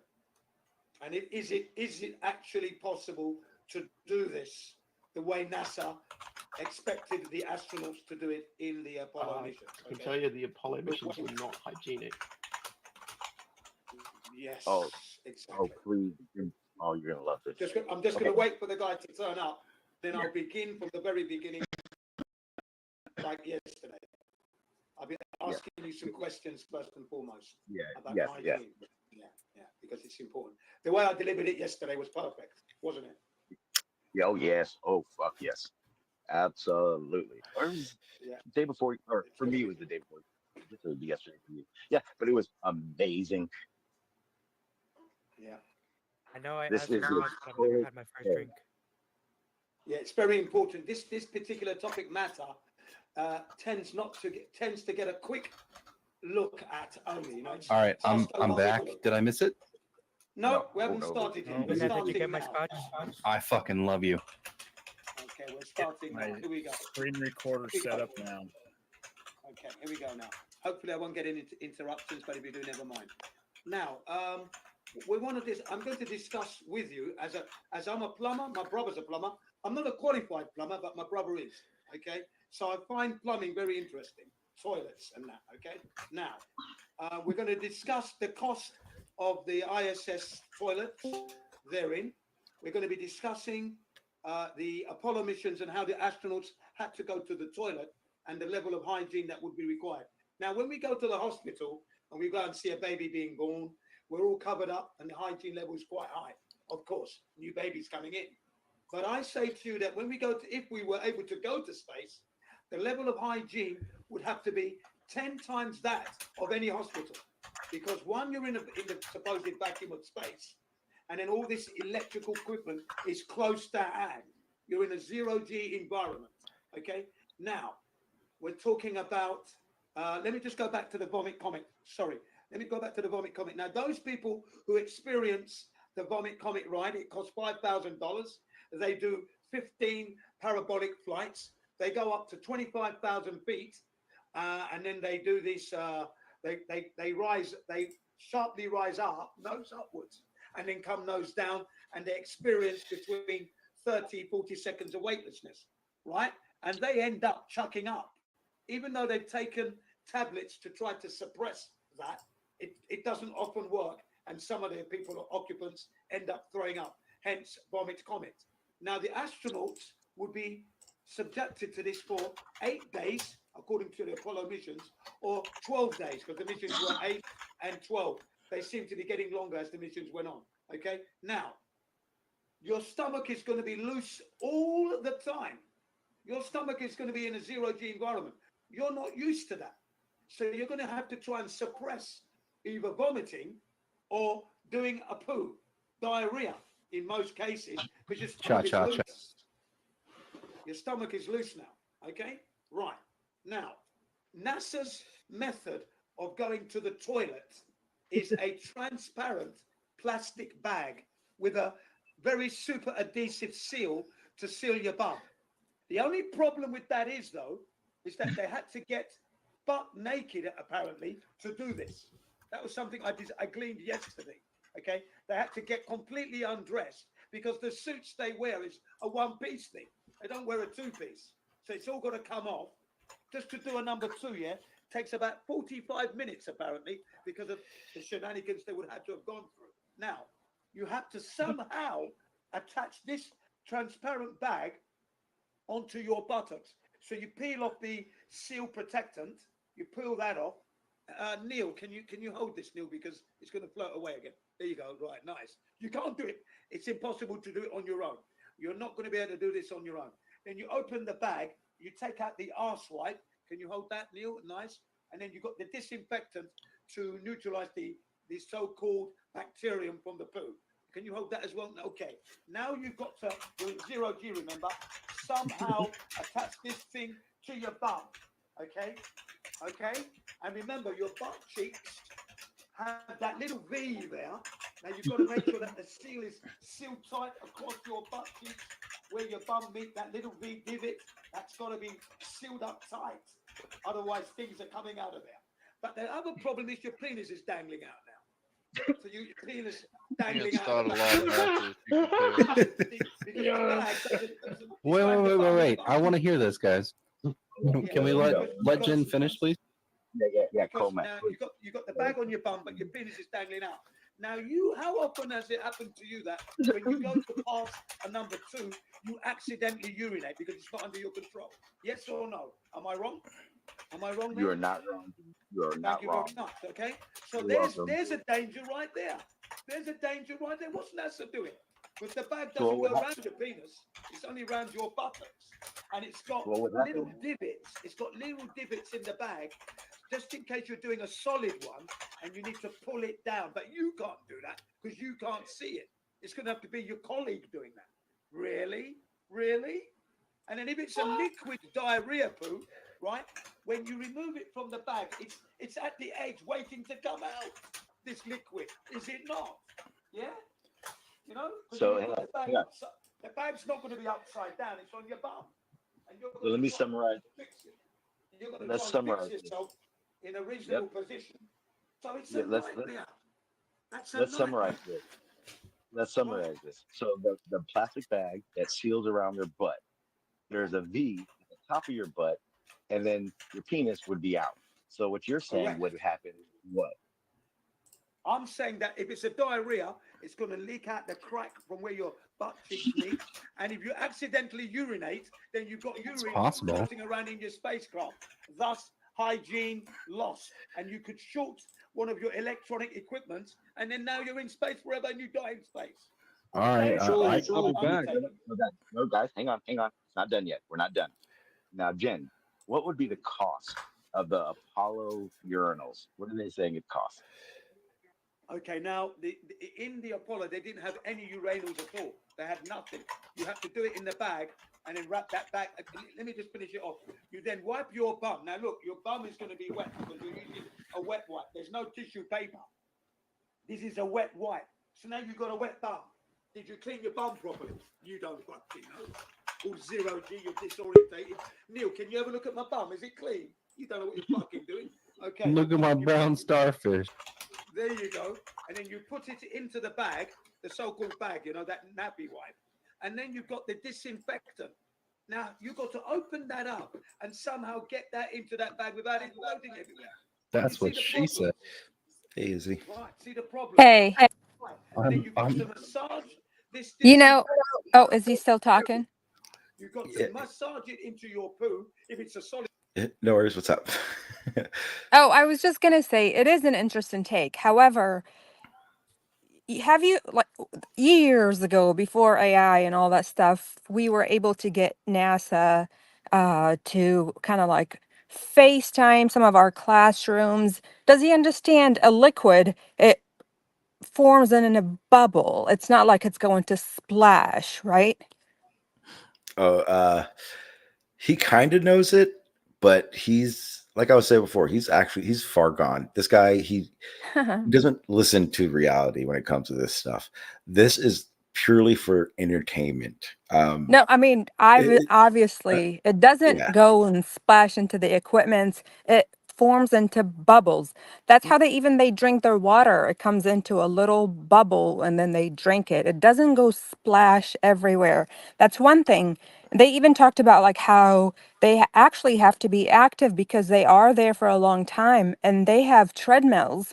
And because you lose muscle mass, and the treadmills they have, it's kind of some sort of like a seat belt or a buckle to keep them, you know, from flying, right? Because that's what happens when you don't have gravity. So it's just like more anchor them so they can run and activate their muscles. This guy is such a moron. It it irks me that there are people like him do exist because we're so far advanced, and then you have people like him who's like, okay, this is where you're stuck with the feces and the urine.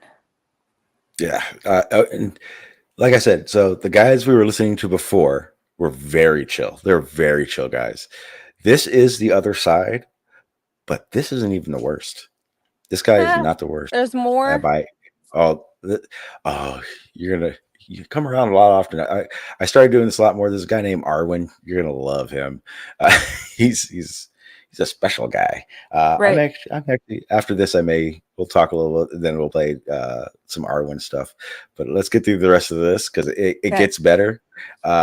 Like I said, by this point, this is the third time I had brought Jen to a server to talk about this.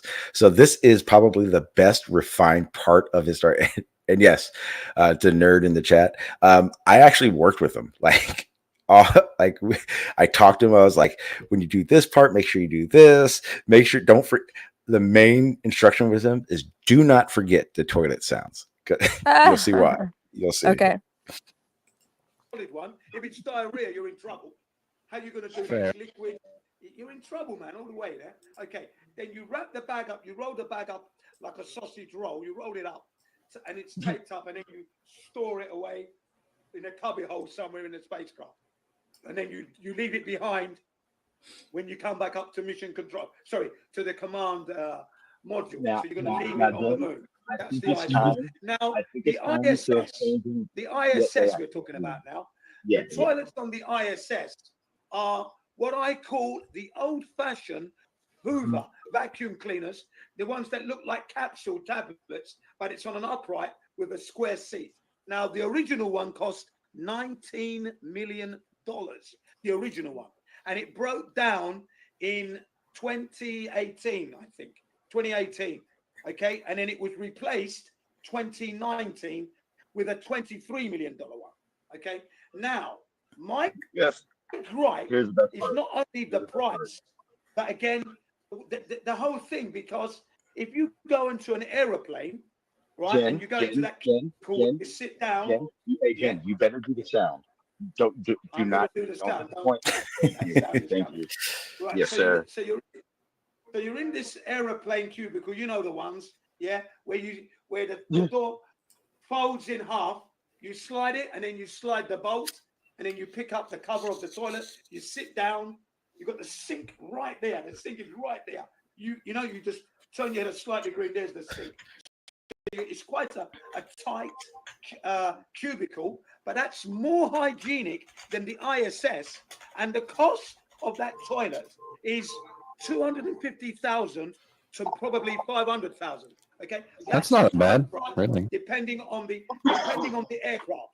Okay, 250,000 or 500,000 versus 23 million. Okay. That's fair.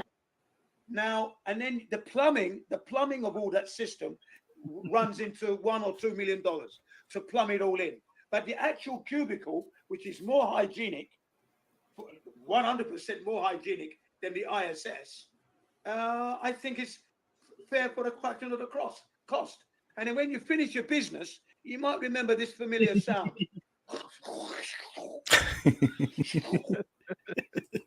I'm so glad I was here for this. Thank you for that soundboard edition. Yeah. Holy How'd that hell. go? Oh shit! Right? He got the But what yell do you in there think? after it. Yeah. It's quite obvious that they're not in space. They're stealing the money. Come on. You know? Now, guys, that is the end. You can now have that. Yes, that was Jen's toilet paradox. Wow. Yes. Yikes. Yeah, and he has other ones. That's not even the good one. The good one, the one that is truly amazing, is Gintopia. Gintopia is a place where anybody who teaches the globe would be put into indoctrination camps. If not willing to, there are two options to this part. If not willing to stop teaching the globe stuff, you either be put on something he called, I think he said Rikers Island or something like that, or kill him. What? Oh my gosh. Yes. I am destroying Gentopia. He has to do it. I'm pretty sure it's out there. I'm gonna look on Jay's. Maybe he has that too. But Jen has told Gentopia quite a few times, and Gentopia changes a lot based on what's happening or who's in the room. That's insane. Insane. Yeah, but that's he's one of the.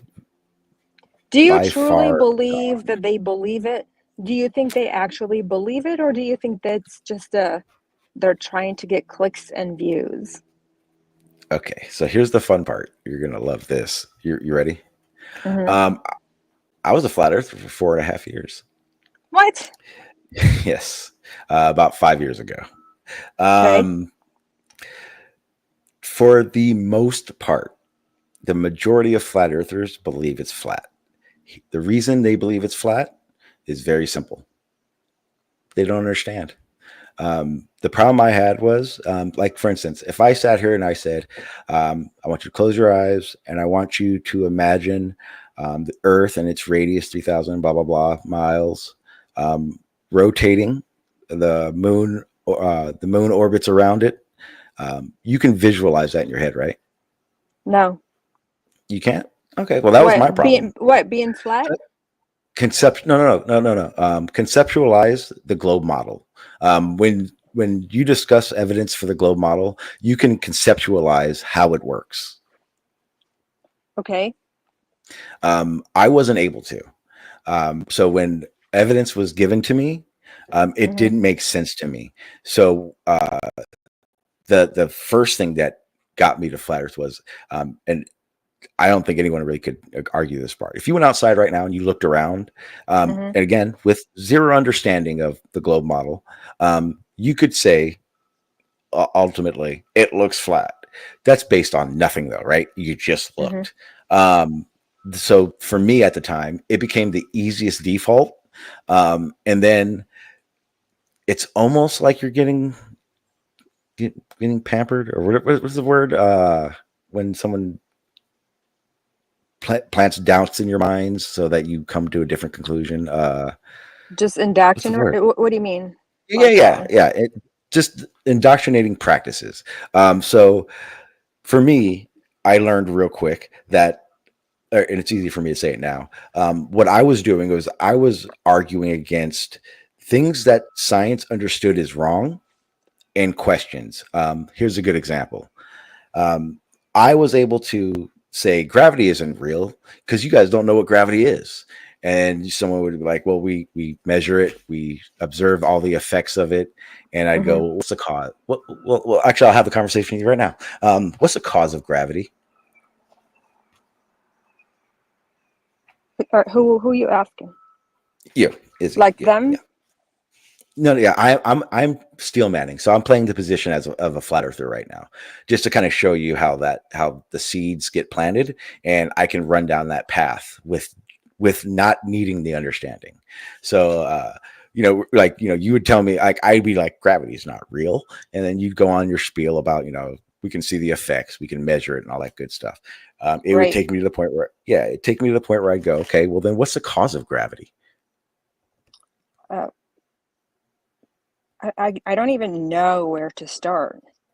I mean, just like the whole theory of the gravity. I don't know other than to teach it, right? Like look at plants, right? And the way they grow. Like, does that make sense? I don't know how to explain it to you without having. You could try. Well, because here's the thing. In this situation, I go, well, plants grow up. That defies gravity. That defines gravity.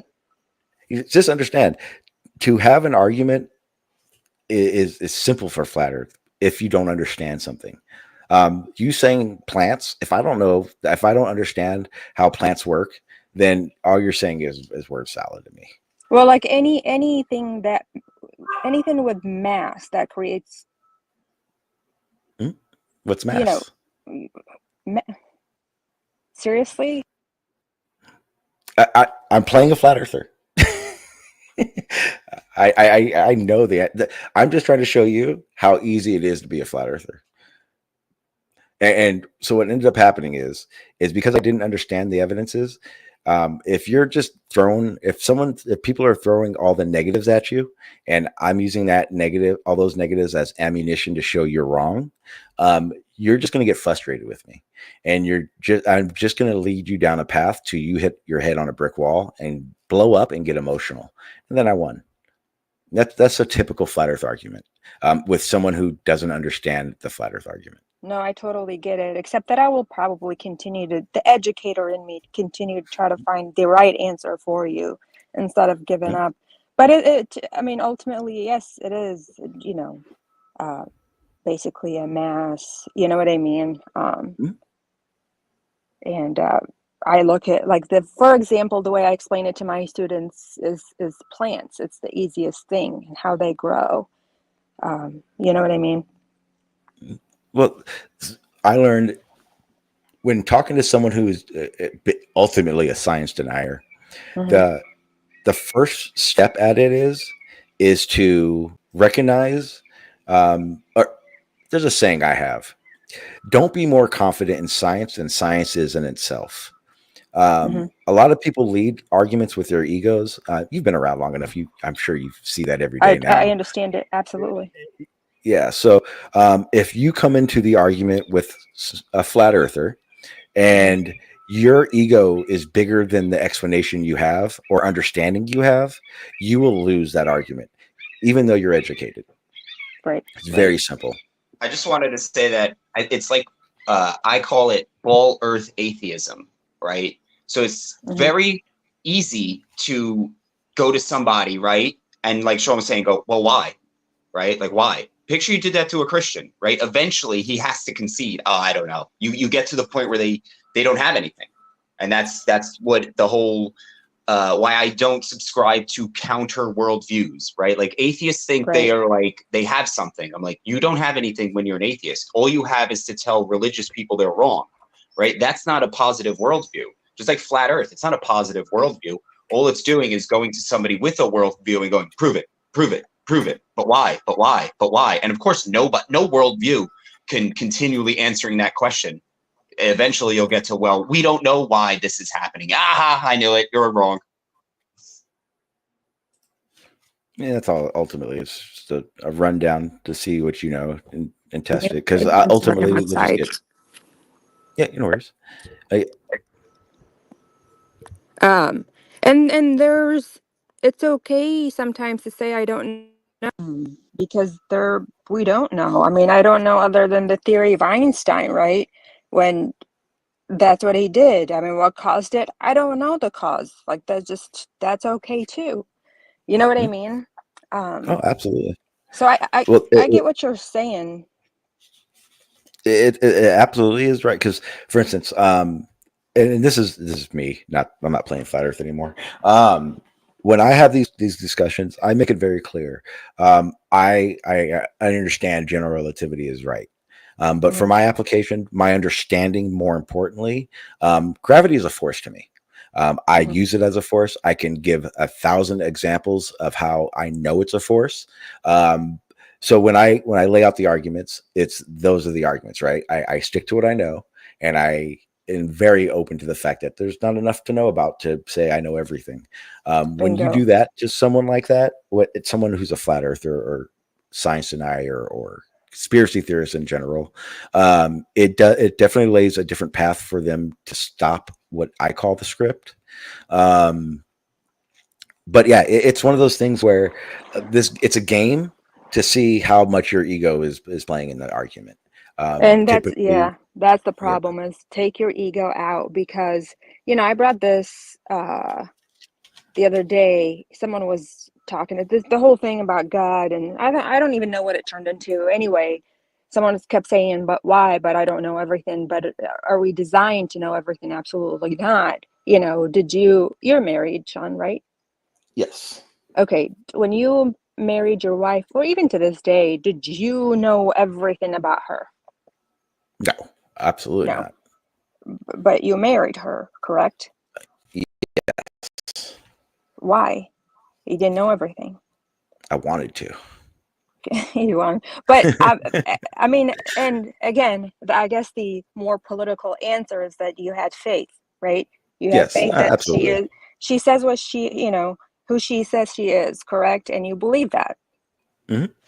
And I Absolutely. think that's the same.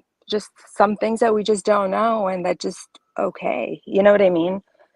Um, Yeah, absolutely. I think that is what makes us us.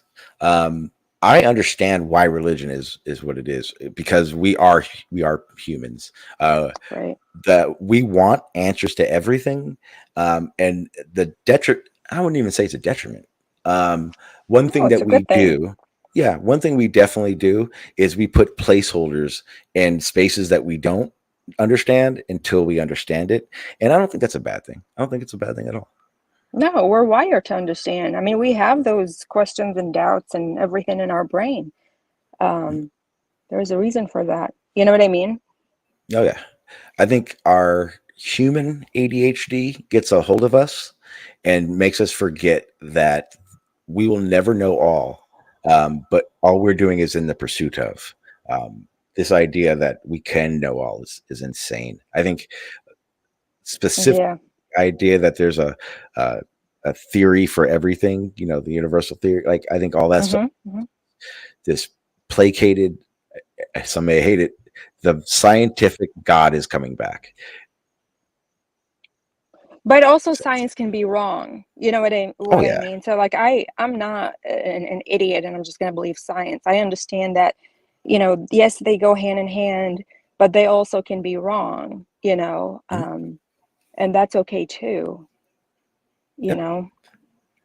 absolutely. And a lot of if you do come across flat earthers, they will placate this thing they call um, prove. The simple understanding is that science doesn't prove anything. It's not what it does. It's not what it does. That's what math does. So if you ever do get in that situation, just remember that distinct fact because they will throw that at you right away as if uh, you need to be proving something to them. You know what I mean? Yeah.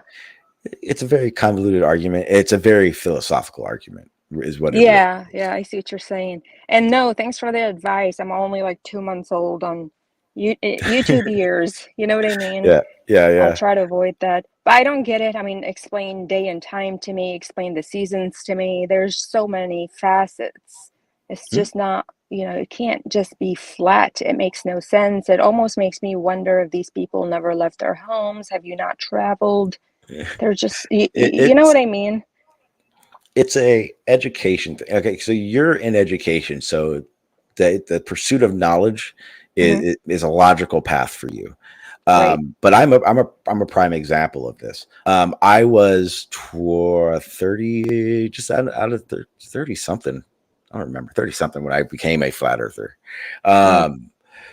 It wasn't a situation of school. I mean, I'm not gonna lie, I didn't finish high school, but at the That's same okay. time, the reason for it is I knew my career prior. I was in high school knowing what I was going to do for my life. Gotcha. And then I left high school to pursue my career, and that's construction, and pursue the Gotcha. company with my dad. So, it wasn't a situation of, I was sheltered, because I wasn't. I grew up pretty much a middle class rich kid. Okay. It was literally a situation I didn't give a fuck. Up until my Right. 30s, I didn't care about space. I didn't care about the shape of the earth. It didn't matter to me. Now, there is an advantage to me being a flat earther because of before that, me not giving a fuck about nothing. One of the things that happened is I got into it, and then I have talked about, I talk to a lot of PhDs now, and and that's one of the best things. The wealth of knowledge in my barn that I could just at any time talk to is insane. There's a guy, Blue Marble Science. A lot of people know him. Blue Marble Science. He's an older gentleman, engineer, physics engineer. He built Cavendish because of this conversation. He built Cavendish, recorded the test, showed his results, did all the data. His Cavendish is sitting in a university right now. Okay. Yeah, that's awesome. Yeah, so I mean, there's just if it wasn't for me becoming a flat earther, I never would have met these people. When I've talked to them and I've tried to compare what I've learned to the majority of the people on Earth that know these same things, I have the equivalent of first year college, but that's all self-taught. So No, but here's the thing. You are absolutely correct. And actually, listen, I'm so sorry. There is a delay. If I'm cutting someone off, let me know. No, you're good. Go ahead. Okay. And I'm sitting outside. So to your point, you got yourself there. You educate. Yes, it might not have been, a recognized degree, but you got yourself to where you needed to, right? And that's just it. I mean, my degree is in linguistics. So I can, I worked for the psychological operation unit overseas during the war. And my job was to basically mess with the enemy's head. You know what I mean? And you have all these experiences, right? I was gonna say, I've fixed a door frame in my home. Now, does that make me a construction worker? No, it does not. I still don't know what you do, and that's okay. Does that make sense? Oh yeah, absolutely, absolutely. Yeah. And these people, I feel like they cross those boundaries, just because some other YouTuber told them so. Yeah, you know what they would say in their defense, right? Again, Shawn knows I'm a neutral. I don't think the Earth is flat. I also don't think it's a ball, right? So I have the beauty of going down both ways. So if you would say that to them that they don't accept, they would tell you, you just accept, right? They'll be like, oh, you didn't experience it yourself. You experience it yourself as that flattish outside world, but you just accept that it's a ball because of all this other stuff. It's because I've traveled. That's I've seen it. No, you haven't seen the ball, right? Because I've seen traveling. You didn't travel to space. No, I didn't right? go to space, but I've gone across the world. I mean, I was, like I said, I was in Iraq. I was in all parts of the world. Yeah, me too. I've been to Italy, Hawaii, Yeah. California. So I never went over a ball. It was like flying over a table. But okay, so if you stand at the sea or the ocean, can you see the entire ocean? I mean, Well, that doesn't make the Earth a ball. That just means you can't see the whole ocean, right? it makes it a ball, though. But No, again, not seeing the I'm gonna ocean. trust. No, just because you can't see the whole world doesn't mean the whole world is a ball. Like, picture a computer What do you screen. There's think the only world so many is? pixels to display what you see. So Let me the ask you world would this. be too many pixels. What do you think the Earth is? I think the Earth is God, right? Like, it's, you can't explain what the Earth is. So that's, to me, that's God, the unexplainable thing that everybody tries to put into words. I just go outside and look at it. So you don't think it's round? No, it's, I don't think it could be. No, I don't think it has a single geometric shape. I think if you ever got to see the whole Earth in its entirety, you would be like, holy fucking shit. It would blow your mind at what it actually looks like. What about the astronauts that we literally kind of brought in or zoomed in or whatever it's called? They showed us. Literally is you're using it a little wrong, right? Like, I can literally go outside and experience a tree. I'm not literally experiencing space. I'm literally experiencing them tell me about it. So Right, telling me about space is not. I trust that they Yes, were there. good. And flat earthers don't trust. And that's really the difference, is you trust, they don't. And I think that's what it is. The bottom line is, again, I guess it's faith, right? I'm just going to believe. I will believe I've said it, yeah. science. Yeah, I agree. Science I is a mean, religion that requires some level of belief and faith, just like any other religion. Well, I yeah, think you are relying on. I think you are relying on faith, though. The faith in your own, what you can experience on your own. We don't necessarily rely on our eyes for everything. Right. We don't measure certain things because our eyes can't necessarily give us the exact sizes. Exactly. We're You're not kind of supposed to you're know kind of everything. roboting a little bit, Sean. But again, saying just because it's your eyes, right? It's the entirety of our senses. I never feel like I'm upside down or going under the thing. I don't never feel like I'm moving. I never feel like I'm spinning. I never smell the spin. I never get motion, taste, sickness. You know what I mean? It's all, none of it's actually there. And that's what, again, it doesn't make it flat, right? A mountain is there. It's not flat. So they're just, convincing themselves that it's not something. Yeah, I'm going to Right, have to but try. Go ahead. no, go ahead. Oh, no, it's okay. I'm sorry. I didn't mean to cut you off. Yeah, well, no, this is see, I have these arguments quite a bit. So, you being like the new person in the arena, you kind of take precedence over this. Okay. Yeah, I believe in the balance, right? I believe, science. I believe our own eyes. I believe that, again, I know science can be wrong, but there's so many there's so many evidence and facets that play into this. Again, explain the day and night to me, explain the weather changes, explain solar eclipse. There's so many things. So many You things. realize explanations are just stories humans make up for reality, though. No, a lot of them are scientifically done, so not just a story. I want to It's a give study. hey, I want to give Izzy a heads up, right the hand. Before so right the hand, like you said, he's not a flat he is not what you would label a flat earther nor a glober. Right the hand is someone who deals with experiences. I'm not sure if you've ever heard this argument before. I can rely on my own experience, because what if there are people that never left their home? Like that would never work. So, You know what I but mean? you're saying you're relying on someone else's experience then. Not their experience. There are studies that are done by many people, and in addition to my experience. Does that make sense? Well, again, if you have to experience it yourself, that's my take, then anything you haven't experienced yourself, you're taking on the same faith that a Christian takes God being real on, because he's never experienced God himself. That's why it's faith.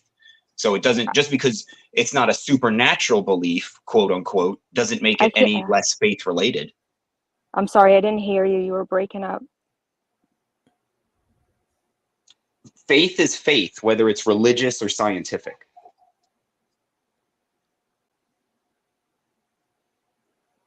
I'm having a hard time hearing. I'm sorry. He was saying faith is faith. Yeah, I gotta make this more. I gotta lay this mortar before it dries. Sorry. Yeah, no worries, no worries. I think so. I'll try to steel man it real quick. The same way you would use something in science that you haven't done, but scientists have done to show it to be true. Right to hand's argument basically would be, how do you know it's true besides the fact that they just told you it's true?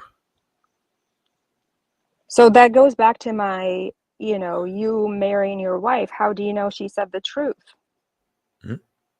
Right? Well, but for him, faith isn't a thing. So He does not believe in faith. Yeah, faith is religion. Faith is the So, globe. not necessarily. So did you have to drill your spouse and understand everything that they have gone through in order for you to marry them? I don't think he's married. Oh, well, that explains it. Well, you see what I mean, though? You don't have to know everything about somebody before being they're married, facetious. before you marry them, right? You can, if you Well, interact with that's somebody what for a you are year. saying. That's what you are saying. No, I'm saying simply that you can only confirm what you experience yourself. That's not necessarily true. I mean, if my husband has gone through something and he told me about it, I'm going to believe it. I have no doubts. I have zero doubts when it comes to my husband. I will absolutely believe what he tells me because I trust him. Yeah, but it's still faith and trust. Doesn't make it empirical. I don't Yes, feel it like does. faith and trust. I don't feel like faith and trust are the same thing, though, right? No, it's not. It's I feel not the like there's same a thing. yeah. I think there's a huge Right difference. now, Yeah, they I are. trust. They're not. It's what you didn't experience yourself, but accept. But here I trust that Shawn is telling me the truth, right? He told me that he used to be a flat earther and he did his own studies and now he understands. I fully believe and trust that he's telling me the truth until proves me otherwise. Does that make sense?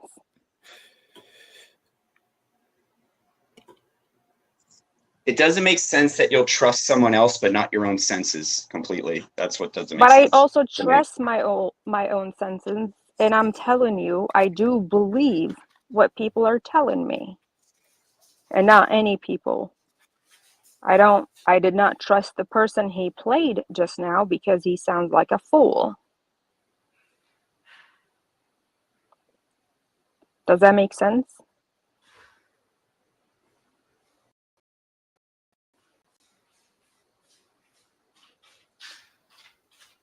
Sorry, I personally bumping a tile. don't want to argue for the sake of argument,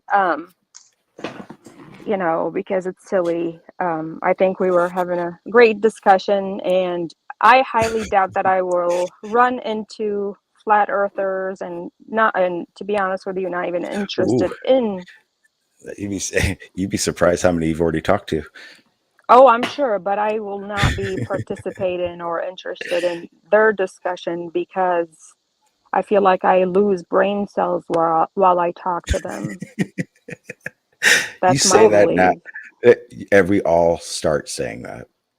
Don't worry. Yeah, I started off my little adventure into this just by looking up live shows, and I found Jose's channel where he was an ex flat earther as well, and just had an open panel, and they would go through discussions. I would say that it does open up um, a different avenue for you to learn. You may know certain things about the topics that they're discussing, but it does open up your understanding a little bit more because you start diving deeper into those topics just for the explanations to give these people. Right. No, I see what you're saying. That's a great point. Obviously, if it's done in a good faith and not, because I say so, that that doesn't work for me. So that's the hard part. finding Right. and having the conversation with someone who's willing to have our conversation in good faith. It's pretty far in between, I guess you would say, but it also depends on how you go at the person. A lot of flat earthers are just armed and ready because they are just constantly disrespected. Yeah. I can understand that. I mean, but I can prove this man. Do you guys have a science center in your area? Of course. Like, I mean, just go to your local science center. There's one nearby, and there's an area where you're, my kid went in and there was zero gravity in that one little tube or whatever. My kid was able to fly, because there's no gravity, and that was just super fascinating, you know. So just to me, again, the solar eclipse that we just experienced, again, that's one of them, right? There's so many things, just the days and the nights, the 24 hours. Earth actually used to spin around faster way back when, and the days used to be shorter. Now it's slowing down, slowed down a lot. There's just so many things. Do you believe, have you met, okay, so do you have you'll have to have a great grandfather, correct? Not that I had ever met. Bingo. But do you believe they existed? Oh, absolutely. Bingo. There you go. But you never met them. You never touched them. You never hugged them. You know But what I mean? that comes from the process of that we know how humans are created. It comes from knowledge, right? So the only reason you can have, quote, the grandfather belief or whatever you want to call it is that you know how humans are reproduced with parents, and their parents have parents, so their parents must have parents. But again, eventually you both sides, atheist and Christian, will say that there came a time where a human didn't have human parents. And that's where they both leave reality for me. And that's where I start disagreeing. And this is where I trust there are a lot of people out there who are doing the right thing to explain what's happening here. I don't think everybody's out there is wrong. Again, So that you goes would, back to my profession. Do you think I'm doing the wrong thing when it comes to education, right? well, if Or you're do you, teaching kids that there can be people without parents, yeah, you're clearly reality, not me. I would say reality is demonstrating that you're teaching kids something that's incorrect. well, Because absolutely. okay, so why do we teach it in schools that evolution, people evolved, they weren't just reproduced? Again, because it's brainwashing. I have to do this. Evolution does not speak on the creation. Thank you. Thank you. Yeah, It does but not. it's still it's not saying that every species that is here has always been here as they are, right? Clearly evolution is there was some change from one species to another, okay? Like it sounds bad. Yeah, I know. That's why everybody's trying to make it what it is and also not it, because you can't just say, well, a dog became a cat and we have a dog, because it sounds ridiculous. So you got to kind of word game it into, but again, you'll never, but sticking to the parents, you're never going to show humans coming about without parents. So But that's any we're claim, talking about two different things right now. no, it's the same thing. It's you're saying it's scientific. I'm saying it's against reality, and it can't be scientific and against reality, right? But Like reality evolution shows you doesn't. have parents. Evolution doesn't depend on not having parents. Exactly. Evolution is a change in over time, an adaptation, a mutation, whatever you want to call it, that happens throughout a time period. We have seen this happen on smaller scales, on separating out two species, or well, one species that turns into two separate species on islands where we've separated out lizards and things like that, because their lifespan is so short, and their evolutionary tree can grow faster than ours can. We have definitely come to that determination that this does happen. See, he said it. One species becoming two. That's one species becoming another. That's it. It is a mandatory, fundamental problem with evolution. right? Because if it didn't have No. that problem, then it would be my belief, quote, knowledge that every species is here and it takes the species being here to We're reproduce to talking make about those new species. reproduction. That's Yeah, not reproduction. evolution. Yeah.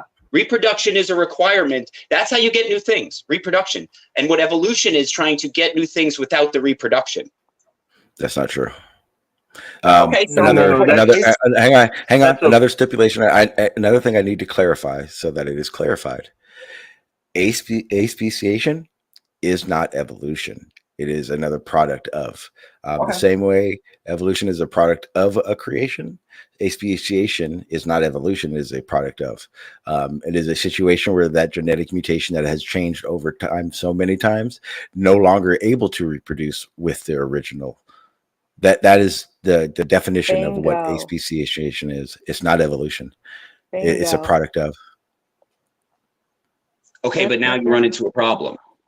Okay, and Say this is again? what happens with a lie. You run into a problem. Is evolution based in reproduction? It is. Reproduction is what's the word I'm looking for? It is a insequential factor of it. It is not if it is. How do I say this? It's not part of the argument of it has to be. It's not even a relevant argument for evolution. I mean, No, I mean, that's like, you can't have evolution without reproduction. Okay, I agree with that. Okay, so then by that logic, evolution is bound by the restrictions of reproduction because that's what it's based on. Okay, so then where is the No, right? the Do we agree? problem? Are we in agreement? Yes, obviously. We need to Okay, so reproduce then- to be able to for those genes to mutate, etc. Okay, so then you're what you're saying is reproduction, which is the continuation of a single species, has to also be that species continuing another species, right? That would be mandatory based on that No, your again, quote logic. It's not it's not a sudden change. It's the genetic sequences changing does not change a species. So your parents may not have the same color hair as you. One may have a different color hair.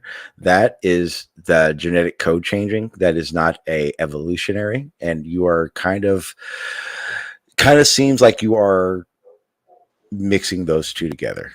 I have to Yeah, leave for a that's what it second. I'll be sounds back like in to 30 me. seconds. No, because evolution is just reproduction over a long time period, basically. Yeah, I'll have to disagree, but that's okay. Okay, what part would you say? Are you guys? Can you guys hear me? Okay, I feel like some of you are cutting in and out, and I don't know if it's me or you guys or what's happening. Sorry, my dogs were freaking out. I had to let them back Oh, in. you're good. Can you hear me? Okay. Yeah, I can hear you good. Okay. Yeah, I missed some of the parts. There's like in and out. I don't know if it's. I live in the middle of nowhere. Work from home, so the stupid internet is about to kill me here. Yeah, no worries. Well, I think he was saying. Well, I'm not sure what happened the last 10 seconds. I wasn't at the mic. I think the last one we were talking about was speciation. I'm not sure what Right to Hand said after that, though. I don't know. I think we should change the subject to something more. I don't know. Anything. Oh, by the way, so yeah, just wanted to, if it's okay with you, Shawn, if I tell people that I'm just a small channel. Mm-hmm. Absolutely. Go ahead. Yeah, so Put I your- just started. I don't know how to do that. I don't know Okay, how to I put got my you. link. I will do it for you. No worries. So yeah, I was born and raised in the Middle East. Actually, I worked for the U.S. government. Yeah, let's see. I worked for the Psychological Operation Unit as a linguist, and during the Iraq War 2003, I was shot in the stomach. Oh, wow. Yeah, by a sniper. And, some of my friends, the PsyOpers, have, their own channel. They invited me to kind of join the discussion because I'm in the middle of writing a book, and they said, hey, it's a good exposure. And that's why I'm, decided to do it. Nice. Yeah. And in your book and your experiences, is it like a tell all, or is it just a biography of what you No, I experienced? think so.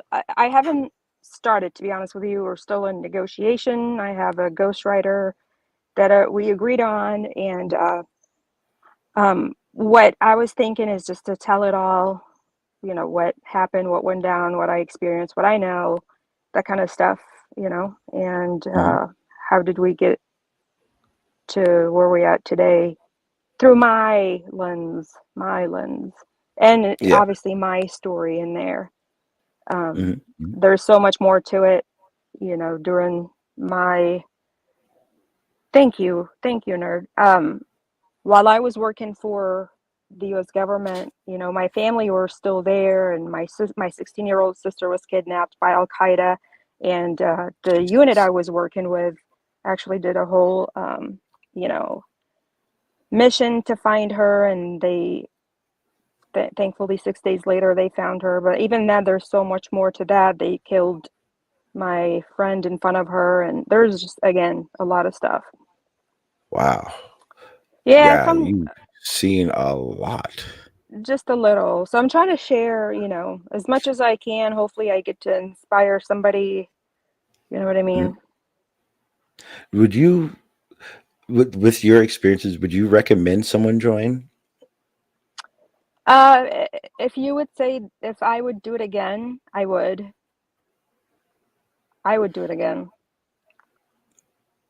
But so that kind of sounds like the simple way of saying it's not for everyone. It is not for everyone. No, it's not for everyone. Now, if I know some people will say they don't understand what happened in the war, and I get it. People are misinformed, whatever the media told them out here, totally understandable. Um, but again, we experienced the things that we saw and experienced were absolutely outrageous, and I think it was justified. And you know, um, I would totally do it again. I would probably do things differently to prevent my sister from getting kidnapped. Um, but yeah. Oh, then we could have hours of conversation about. See, I don't. I have so many questions and comments. I don't know your comfort level is with it. I am Um, open. okay, good. I'll be open with you. I am what is considered a conspiracy theorist. I Okay. am also a conspiracy skeptic. I do check myself regularly because you can Okay. go real deep in that. I did start my the start of everything was 9/11. Obviously, that it was a big Right. situation. Right. I will preface now that it happened. It Mm-hmm. happened how the media said, what we watched on TV. I Mm-hmm. think once you go beyond that and start getting into the information about it, is where things start getting skewy. Mm-hmm. I am in the camp that our soldiers are, Mm-hmm. and thank you very much for your service. We're put in a situation under false pretenses. I agree. I think in this, and ultimately, I think the reason ISIS was able to become ISIS and do what ISIS did was ultimately because of those decisions. Primarily, and I've gotten a lot of hate for saying this, but I've also gotten a lot of agreements. I think killing Saddam was probably the Mm-hmm. worst idea ever. See, I disagree because I grew up there. I disagree. Okay, then maybe you Go can help ahead. me understand my perception of it, because No, and that's okay. And and I maybe love that about you because you're always willing to understand. yeah, because and I will say ultimately this is mainstream West information that I get that perceives my perception on this. The way I always thought it was yes, Saddam, worst person ever. Like he's a shit. Mm-hmm. Blah, blah, yeah, Mm-hmm. but it was at the same time, um, he wasn't all for that terrorist shit, and he kind of kept the terrorists at bay in the Middle East. Am I wrong? Mm-hmm. No, you're right. So, back to your point, yeah, 9/11 happened. Iraq had nothing to do with 9/11. to be clean. They know that the U.S. government said that. Everybody said that. We had nothing to do with 9/11. Now they decided to go invade Iraq or free Iraq. They called it Operation Iraqi Freedom. Saddam was threatening to wipe Israel off the map, and everybody knows Israel is like the chosen child, right? The chosen country, to the US. So, they decided, and he did have chemical weapons. I mean, he literally opened all kinds of chemical weapons. Nope, I saw my own people Yeah, die. yeah, no, yeah. I checked myself when I said it, and I apologize for that. That's okay. Because again, mainstream Western media made it seem as if, and this is after, that he had accepted invitations to sites, but because of the sanctions, the United States refused. The United States and UN refused to go in, and so and that's actually good information, because what it seemed to me is that we didn't have any official evidence that he had weapons of mass destruction.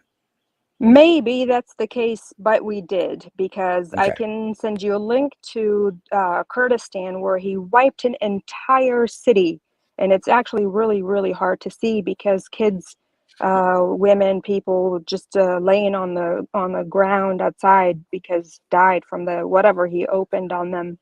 Was that pre or post Kuwait? Post Kuwait.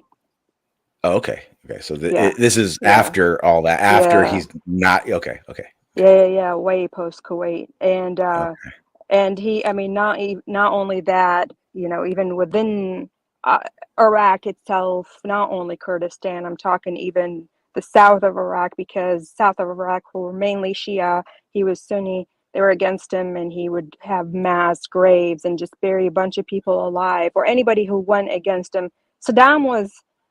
And Saddam's sons were even worse than Saddam. Literally, even Saddam said his older son was even more evil and Yeah. vile than he's ever seen. He used to drive around and go to high schools, colleges, even weddings, and pick out any woman that they thought was pretty, and that woman would disappear. Or girl, they would disappear, and either he'll throw acid on their faces or just feed them to his tigers or whatnot. What the fuck? Exactly. The things that we went through, we were shielded as a country. We didn't have satellite TVs or cell phones or anything. We didn't know what was happening outside the world other than what he would tell us. We only had 3 channels. 2 of them were owned by his sons. Even the Iraqi soccer team was under his son. They would get tortured or killed if they don't win games. I mean, I can go on and on and on and on. Yeah. It was pretty disgusting. I mean, the things that we went through were pretty disgusting. So the majority of the Iraqi people were beyond happy that the U.S. did take Saddam out. And ISIS only became ISIS when the U.S. government decided to pull the troops before they, yeah, you know what I mean? So again, whether it's the U.S.'s job or not, they already went. Right? They already went. Our military weren't even prepared to guard our country. So now they're teaching them how to do things or giving them equipment, blah, blah, blah. And then all of a sudden they're called to go home, and our military had to figure it out. And that's why ISIS was developed.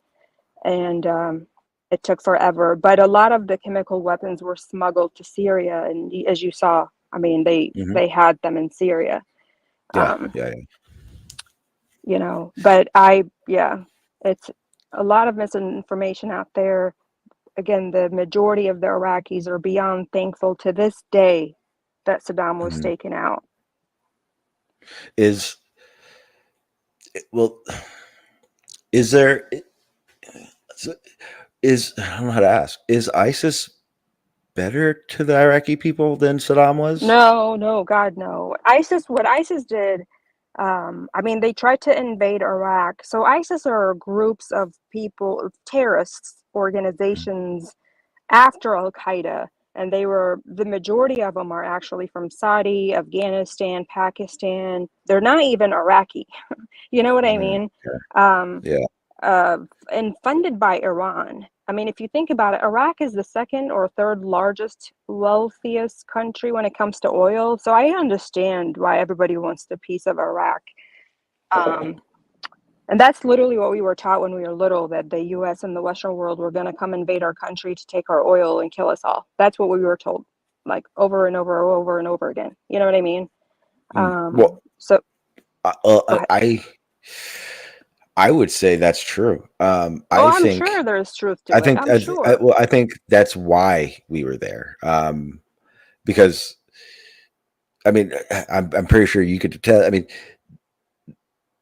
weapons of mass destruction then have probably been something that was in your life your whole life. Right. As far as we were concerned, Kuwait fixed that. Rumors started. We went back in. That means the United States didn't give a fuck, basically, between Kuwait and us invading because there are weapons of mass destruction. To me, it was an oil thing. It's always been an oil thing. Yeah, because one of the biggest things that I know Saddam was doing, you can correct me if I'm wrong, was he was trying to get away from the US dollar in the oil trade. Like they wanted to make, like, him and Saudi Arabia wanted to make their own trade, which would basically throw United States under their bellies and put us in the black or in the red. I mean, to me, that's the reason the United States Well, went. that was one of the rumors. However, Saudi Arabia and Iraq never really got along during Saddam era. But Saddam was selling oil under the table, and the Iraqis were starving, and while he was making bank, him and his buddies. You know what I mean? Yeah. We didn't see any of that. I mean, we were dirt poor, like we had to climb on our neighbors and eat grape leaves to survive. You know what I mean? Yeah. Yeah. Is so United States leaves. Is the army better now? The Iraqi army? Yeah. Is the Iraqi The army military? able to? Yeah, the military, are they able to protect now, or is ISIS So just? now, no, so ISIS tried, and I have to say, if it wasn't for the US and the Iraqi military, I think ISIS would have taken over everything. So they were able to get ISIS controlled and moved and then killed and whatnot. So then ISIS moved to Syria while the Syria stuff was going down. So they got them out of Iraq, which was a great thing.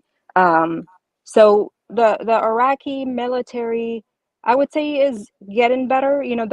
There are US bases in Iraq, and people feel safer having them there just in case something happens. It's also safer for us here in the US because it's easier for the terrorists to go fight them there instead of coming here. Does that make sense? Oh, absolutely. Yeah, they look at it as an easier target than the hassle of one single attack here. They get to do Bingo. it 30 times there. But I kind of feel like that makes our soldiers decoys, or soldiers in general decoys. Yeah. But I don't really see any other way around it, except because, again, my view of it, and it's kind of changing because I know who you are now, and I know where you grew up. So it's kind of hard for me to just keep this stance where I feel like we shouldn't be overseas. We should be worried about here more. But then I think, but do you see what I mean though? It would be easier to fight terrorists over there than they would yeah. here. Yeah, because you said that, and it made me realize, like, okay, well, if we pulled out all our bases and we were only here, all would happen is they just have more time to plan a bigger Bingo. attack here. Okay. Bingo. So it makes more sense to why we have foreign aid and everything. Do you think? What about? Okay, I want to ask you about the Afghanistan war then, because I think me it it's was a not pointless. justified. Bingo. Okay, the biggest problem for me though is it's two different wars being fought. I compare it to Ukraine and Russia compared to Israel and Gaza, because We're That's the United interesting. States, Yeah. because the United States is set up to have a war. Mhm. You die, we die, whoever last, or Well, it's a war. whoever Yeah, doesn't people give die up. in wars. Exactly. Yeah. Where in Afghanistan, they have what I consider is a holy war, and a holy war is a different war because Yeah, they're fighting the it infidels. Yep. yeah, you don't even lose until the Right. last one's dead. So as far Right. as Right. any of those the terrorist fighters in Afghanistan are thinking, Mhm. until the last one of them are dead, they're still in the holy war, and that is a never-ending war to me. It is a never-ending war. Again, I don't agree with the method of taking the troops out of Iraq that quickly. You know, imagine me going to your house, making a mess without cleaning up the mess and leaving. Does that make I sense? mean, Um, Afghanistan, right? no, I'm talking, so that's Iraq. And then you go Okay. to Afghanistan. Afghanistan were behind 9/11. I mean, literally, they were behind 9/11. So I understand going there. Now, being there for 25 years is a bit too much. A bit too much. To your point, to them, you know, they're mainly Sunnis. Sunnis believe, well, they're extreme Sunnis, not every Sunni. They are the extreme kind of Sunnis, jihadis, whatever you want to call them. They believe that they are fighting the infidels and they are willing to even, you know, do the suicide bombings and whatnot because they believe they will go to heaven and get 70 virgins and rivers of wine and blah, blah, blah. That's not the same case in Iraq. You know, the Iraqis, the Muslim Iraqis are completely different. They don't believe in that.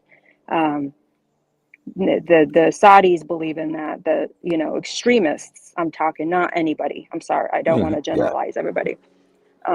That's what they believe. Well, I think Wahhabis, actually, the word. that kind of highlights how Saddam did rule through fear, basically, because none of the terrorist cells would go into Iraq because they knew that if he found out that they were basically forming a militia, even if it wasn't against him, he was going to take them out because he didn't believe in him. Afghanistan's a little bit different because you have an entire system that isn't dependent on a centralized government, but a bunch of small pockets here and there. So a lot of those cells get to expand as much as possible. That's absolutely true. Yeah, I agree with you. They don't have one government. Yeah, I understand the whole thing with Saddam. But you know, Saddam's thing that everybody that went against him, you know, he did that mass slaughter or mass whatever. Now, I don't believe that's an answer. Also, you know, you go from one extreme to another. He was killing our people. I mean, literally killing us, you know.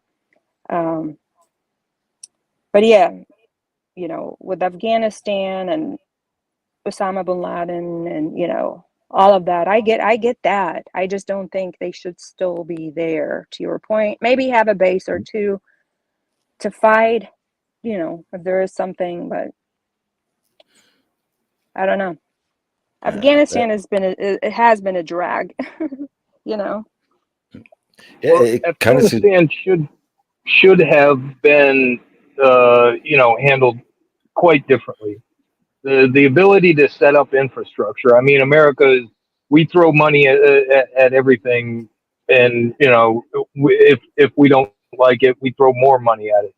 Um, but we could have set up an infrastructure to actually help the people there and put them into a better position to educate themselves and defend themselves.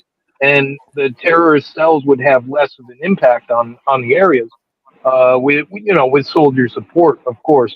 But um, we failed to do that. Instead, we were focusing all of our efforts on these cells, and the more that we went after them, the more the people thought that we were going after all of them, and that we wanted to basically take over Afghanistan. So I Yeah. think we kind of failed in our mission there. Yeah, Now, maybe, possibly, you know. Again, it's I, I can only speak for Iraq.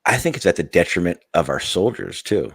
For people that don't understand, this is very simple, and this is another thanks Obama. No, it's actually been longer than that too. So, the United States got real scared about collateral damage. So basically, United States soldiers were basically told you are not allowed to pull that trigger unless they pull that trigger first, which really puts people in a bad spot, especially our loved Absolutely. ones. Absolutely. The private military does not have any of those standards. The Geneva Convention does not Mhm. apply to private military. So, what private military was doing is going, that kid looks too old. Bam. Didn't even have to have a gun. Didn't matter because they're not going to get charged with nothing.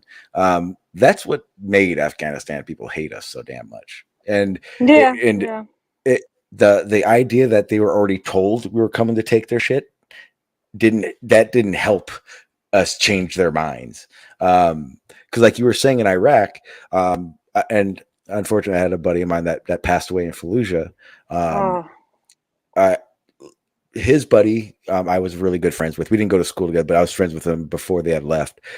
He came back and he was telling me, he gave me the rundown. He basically said the problem with Fallujah is they went in and everyone was in support. They were happy they were there. But what they didn't realize is that they'd already been that ISIS, pretty sure had already It been depends on there, the and year. Yeah. it was the second push through Fallujah. Oh, Al Qaeda. Okay, they didn't realize that they had already been there and they were just laying low. They didn't come out. They weren't attacking nothing. The big Fallujah incident happened when we had already left Fallujah. It was at the situation where we were kind of going, let's make sure we didn't kill anybody we weren't supposed to. Let's clean up a tad bit, and let's bring the fueling and everything in. That's when Yeah. they came out of hiding and started attacking. My husband was there. It's scary as hell. Yeah. Yeah, it was one of those situations where he said we pushed through, pushed through, and everything went calm. And he said, and then it was time to turn around and go to bed, and they were staring at us. Is basically what he said. It was a lose-lose situation. He said, and this is actually quoting. He said, "Our intel was great, but I mean, where do you go from there?" Right. So It was a bad situation. it was. I agree. So my husband and I, I actually worked with him. He is from here. He's in the special ops, and I actually, and we ended up falling in love and blah blah blah. And the U.S. government gave me special visa program because people like me could never go back and live my normal life, with a price on my head. So I moved here, and we continued our relationship. We got married. Been married for 18 years now. Nice. So he was part of the intel or special ops. He was in Fallujah, Ramadi area during the peak of it. It was just insane, and it was. I mean, I would not hear from him for weeks. So I've lived the role of, I worked for the U.S. I also lived the role of Iraqi citizen and an army spouse. You know what I mean? So yeah. You were stressed on every level. Exactly. But no, I agree with you. The problem is, again, with Afghanistan, they view us, whoever, or like the infidels. You know what I mean? So that's that. Before you even go in, you are the infidel. So the killing an infidel gets you points, right? You get to heaven. So that was a part of it, not because Al Qaeda helped them or ISIS helped them. You're an infidel whether you help them or not. In Iraq, it was completely different. And what I saw, I mean, I was going to college at the time of the invasion, the last one. I mean, I lived through three of them. I was born in the mid-'80s. There was the Iraq-Iran war. That was a crazy war that was also backed by the U.S. The U.S. helped Saddam at the time, and both countries claimed victory. You know what I mean? And Yep. that lasted 8 years. And then the 1991 war, you know, I was in elementary school. There's just, but I've still never seen soldiers until 2003. You know, that's when they kind of went in, and I'm like, holy cow, this is like a movie. I've never seen them before. And but when they were there, they're actually giving food out, they're helping people, they're building things, their weapons are not pointed at people. Saddam is nowhere to be found, literally hiding in a hole, you know. That was So crazy. exactly. That So was we're like, we went insane. from what the heck, you know, he was telling us to fight to the last man standing, blah blah blah, to he's nowhere to be found. Are you kidding me? And the you have the US, the British, and God knows who else, and the Iraqi military literally use their own white T-shirt to like wave and like, listen, our leaders are gone. We're not like, what are we even fighting at this point? We don't even know what we're fighting. Our leaders are gone. Yeah, You that know, was from our side. What we got is there are fighters, but the Republican Guard, is that what it's called? I don't. the Is that Republic. what they Well, are? Iraq is the Republic. Yeah, The Republic. I'm sorry. Like they were like they're nowhere to be found. Like they're not right, fighting. Was right. that was at the point they had given up before we even got there, or not given up? They had went. We don't have a leader. Why are we getting involved in Well, this type of yes. situation? So are we fight? Like, why would you, if your leader goes into hiding, what are you doing, right? Like, why would Like I I don't. fight for a leader that would go into freaking hiding? Yeah, that Like, was and I'm asking because I have no idea. Is that the same army that's still there, or this the the people that were part of no, the God, no. Republic? Okay, okay, They got dismantled, and a lot of people left, and you know, we're okay. talking 20 years later. But yeah, Yeah, I yeah. mean, yeah, no. The newer, I would say the newer military was trained by the U.S. government, but then ISIS happened, and a lot of that. I mean, a lot of people were killed from both sides, the U.S. and Iraq, Mhm. and it was just a mess. And it just irks me so much because those people that came in from Saudi and Jordan and Syria, and it's like, God, like, you know what I mean? Why? Maybe because you were there. You're definitely probably. Why the fuck haven't we gone into Iran? Because it seems Oh my that gosh, I would Iran love that. is I would volunteer for that war. because I feel like when and from a bunch of different sides and what I've heard is it's like they're kind of like the ringleader for Bingo. funding and harboring. And Hmm. what's odd to me is like we're almost scared to get into conflict with them. I don't know what it is, but I think that is part of it. I mean, they have been working on all kinds of chemical weapons forever, Mhm. forever. Um, they're also very rich in oil, and they have a lot of, they have, yeah, to your point, they have their hand in all of the crap that is happening over there between them, Turkey, and you know, the neighboring countries. They all want a piece of Iraq, but right now they are controlling the Iraqi government because the Iraqi government right now is mainly Shia. Um, and there are a lot of militias that come from Iran.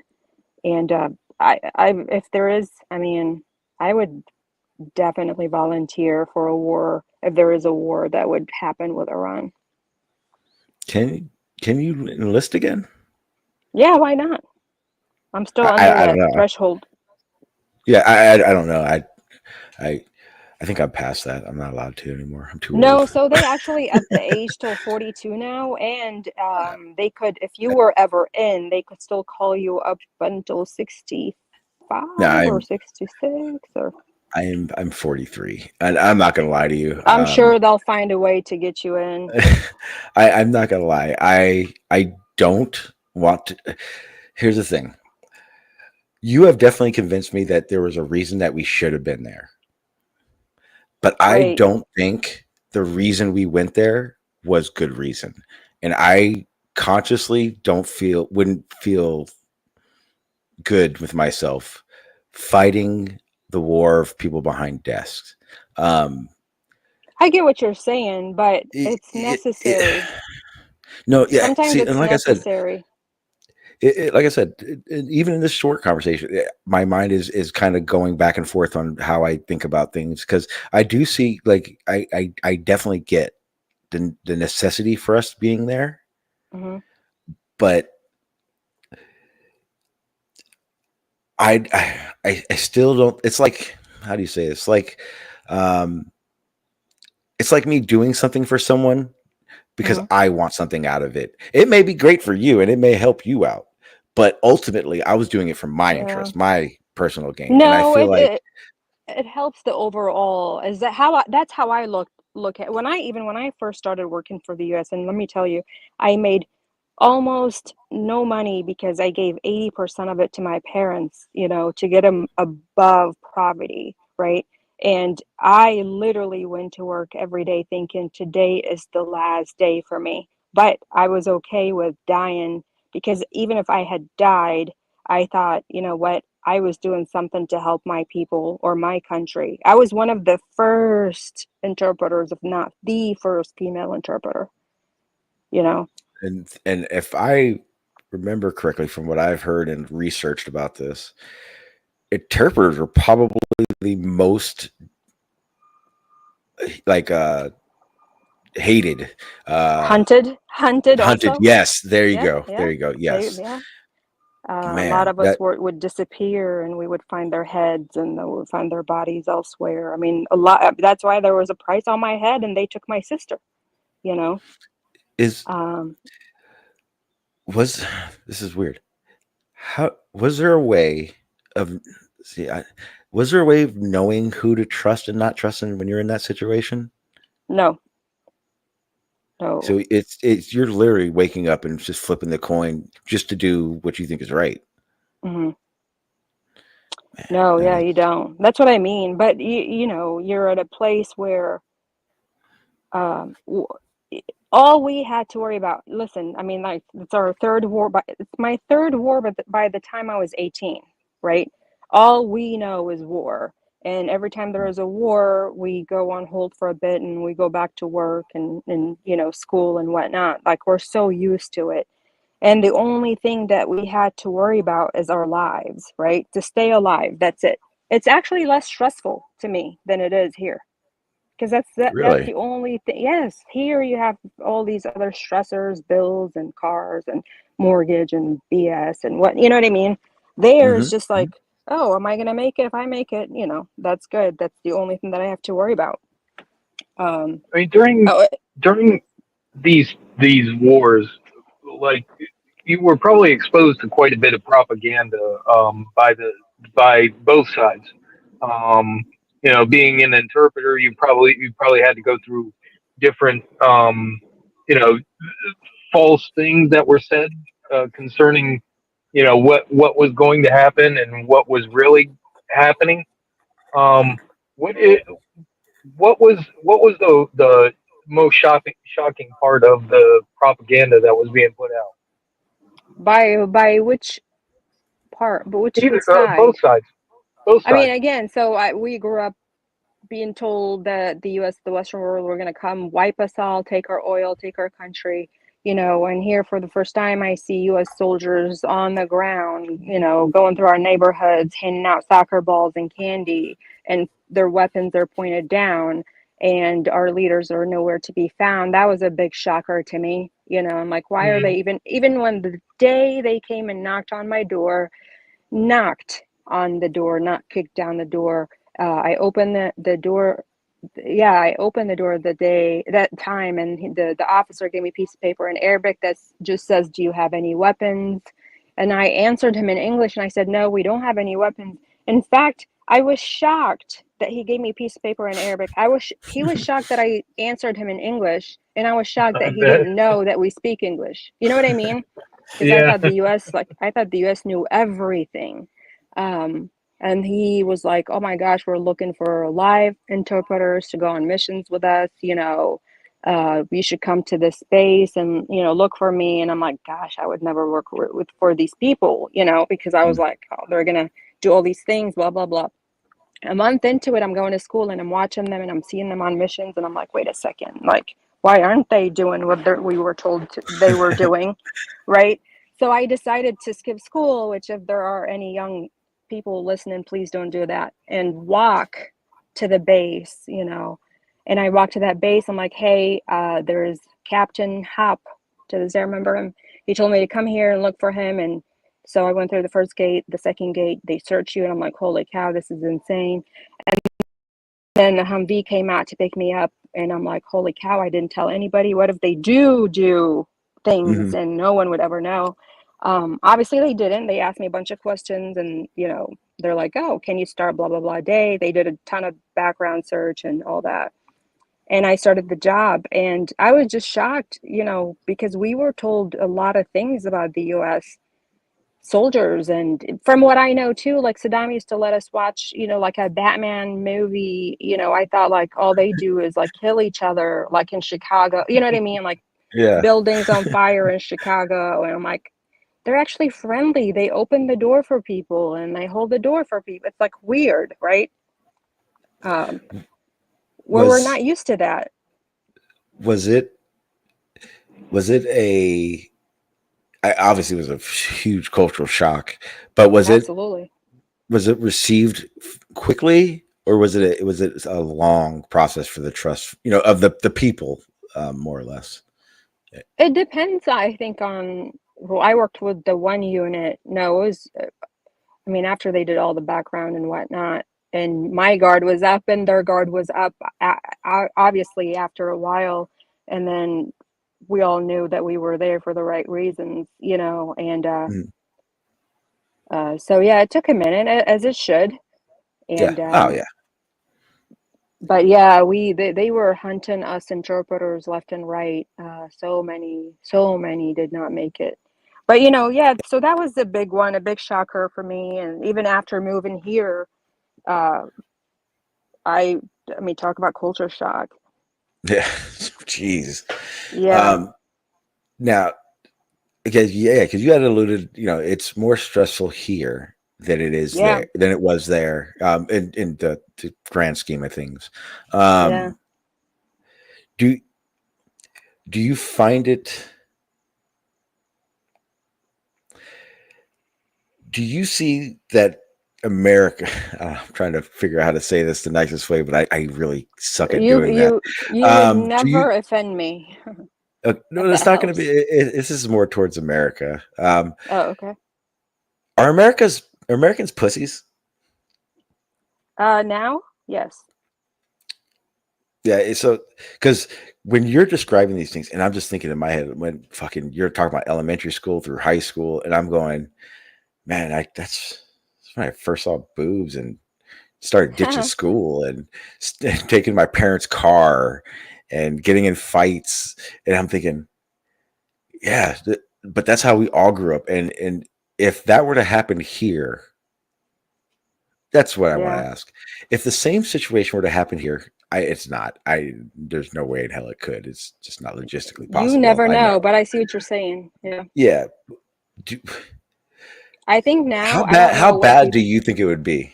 It would be really bad. It's funny. I was talking to, I was giving a speech to a group of high schoolers and their juniors and seniors. So, you know, 16, 17, 18. And I told them I was 18 years old when I started working for the US Army, knowing that I probably will never make it. Right. I mean, I was so close to being killed many times, not like, and that includes the gunshot, you know. And I said, well, like, imagine. Well, I'm sorry. I'm sorry. Were you trained to use a firearm Yeah. with them? Yes. Okay. Yes. So I told him, like, imagine, you know, a foreigner, a foreign country comes in and invade your town. Like, what would you do, right? And then you actually end up doubting what your community been telling you or your leaders been telling you, end up working for them to help your community, right? And they can't. It's so hard to understand. It's kind of like when I tell my children I grew up eating dirt, and they're like, with a spoon, like they can't fathom, you know. I'm like, Yeah. dude, If I grew up eating dirt, do you think I had a spoon? Like, what the heck? You know, it's so hard for them to understand. But no, I think we would be in really bad trouble, to be honest with you. Yeah, and then yeah, even more so to the degree you went. Because like you said that, and I just went, yeah, I couldn't imagine. And again, this is just part of the conversation, people. I couldn't imagine helping a Cuban soldier. Yeah. On U.S. soil. It would make no sense. It to me, in my brain, it doesn't make sense. But that's also because what you're fed and what I've been fed my whole damn life. Like you're saying, Bingo. That's it. but I also think that and I never thought this way, but I'm going to say it. I also think the Iraqi people are built different. Yeah, I agree with that. I agree with that. I think it's just because we've lived our entire lives just surviving, right? We do what we're meant to do is survive. Right now, it feels like, and trust me, there are times I'm like, oh my gosh, I can't believe I said that out loud. If I was like worried about the shutter colors of my house, you know what I mean? Does that make sense? I'm like, wow, I can't believe I actually. You know what? Yes, it does, because yesterday I actually was pissed. I didn't get to cut my grass at 8 a.m, and I had to do it at 11:30 when it was hotter. See, that's what I mean. Like the things that I worry about now, I'm like, wow, like, do you hear yourself? But no, to your point, yeah, we're meant to survive. And I think when you get super comfortable, this is when you come up with stupid crap like, oh, I identify as a coffee table. You know what I mean? Yes. I think it's because we have a lot of free time, and we're meant to survive, not have a lot of free time on our hands to think about stupid crap. I think you've already said it. If you could, I know that was the Unabomber's book. That was what it was about. I don't know if anybody. Why, the coffee table?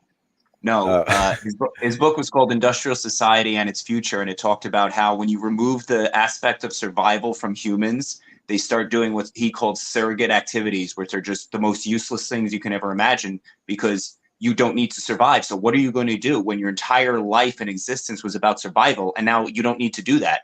Yeah, you're going to start thinking you're a coffee table, or you're going to dress up like a flamingo and dance. You're going to do the craziest things because you don't need to survive anymore. Well, I did not know that. Well, there you go. Yeah, there you go. I think we're wired to survive, not to act like idiots. Right now, we have a lot of free time, unfortunately. Now, I want to ask this question, and this one is directed at you. Do you worry that you're getting soft because you're here? At times, yes. Yes, I've actually said that to my husband. Now, you ever see those guys that like? Hang on. Now, does that frighten you, or does it make you feel good? It doesn't. I feel indifference. I don't know. I don't know if it scares me because I know deep down, I have the skills that I need to survive. Yes, you do. Earlier when you said I would survive, I am 100% agreeing. You will. That's what I mean. I mean, like we talked about if really things go south or whatever, people. I'm not gonna prep for anything. Let everybody else prep, and trust me, I will get their stuff. Because now I asked the question. Yeah. And the reason I asked that question was because I was thinking about it from both sides, where I see where growing up there, going through what you went through, you have a confidence about yourself for any situation. But you also, how do you say it? Your innocence was gone long ago. Very long time ago, yeah. Now, when you look at your children who have that innocence, right? They don't know any of that. Right. You can see, I'm pretty sure you could see in their eyes there is no life survival concern, which is what I think a child should never have to think about, right? Agreed. so that's why I asked the question of is the getting soft a good thing though? Because the reality of it is that your survival only being your stress because you have to isn't a good thing, right? It's not a good way to grow up. That's But true. I mean, you don't want to be on guard nonstop. I mean, like times it's actually really bad. I go to Costco, I see certain people, and I'm like, oh gosh, if they do have a bomb, I'm gonna jump on them. Where do I hide my kid? I have to everywhere I go, I have to look where the exit is and scan the whole room. And at times it's just unnecessary, right? I mean, it's I'm fine, but I can't get rid of that. Like it's engraved in my like I can't get rid of it. You know what I mean? But to your point, like sometimes it's okay. Things are fine. I don't have to be in survival mode all the time. And this is where I struggle when I'm not in survival mode. That's when I feel stressed. Isn't that yeah, weird?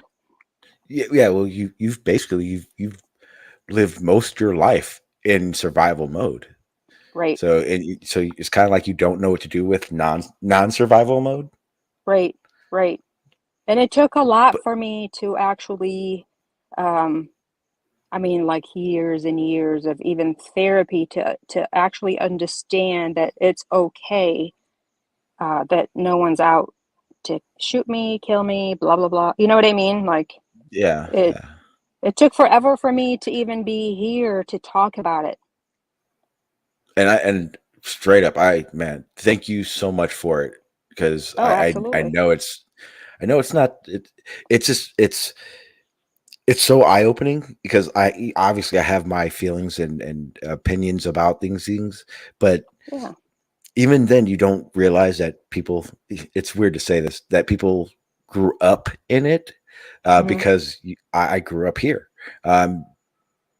Even the stories that, because like I said, I spent a lot of time around military and their stories and what was going on.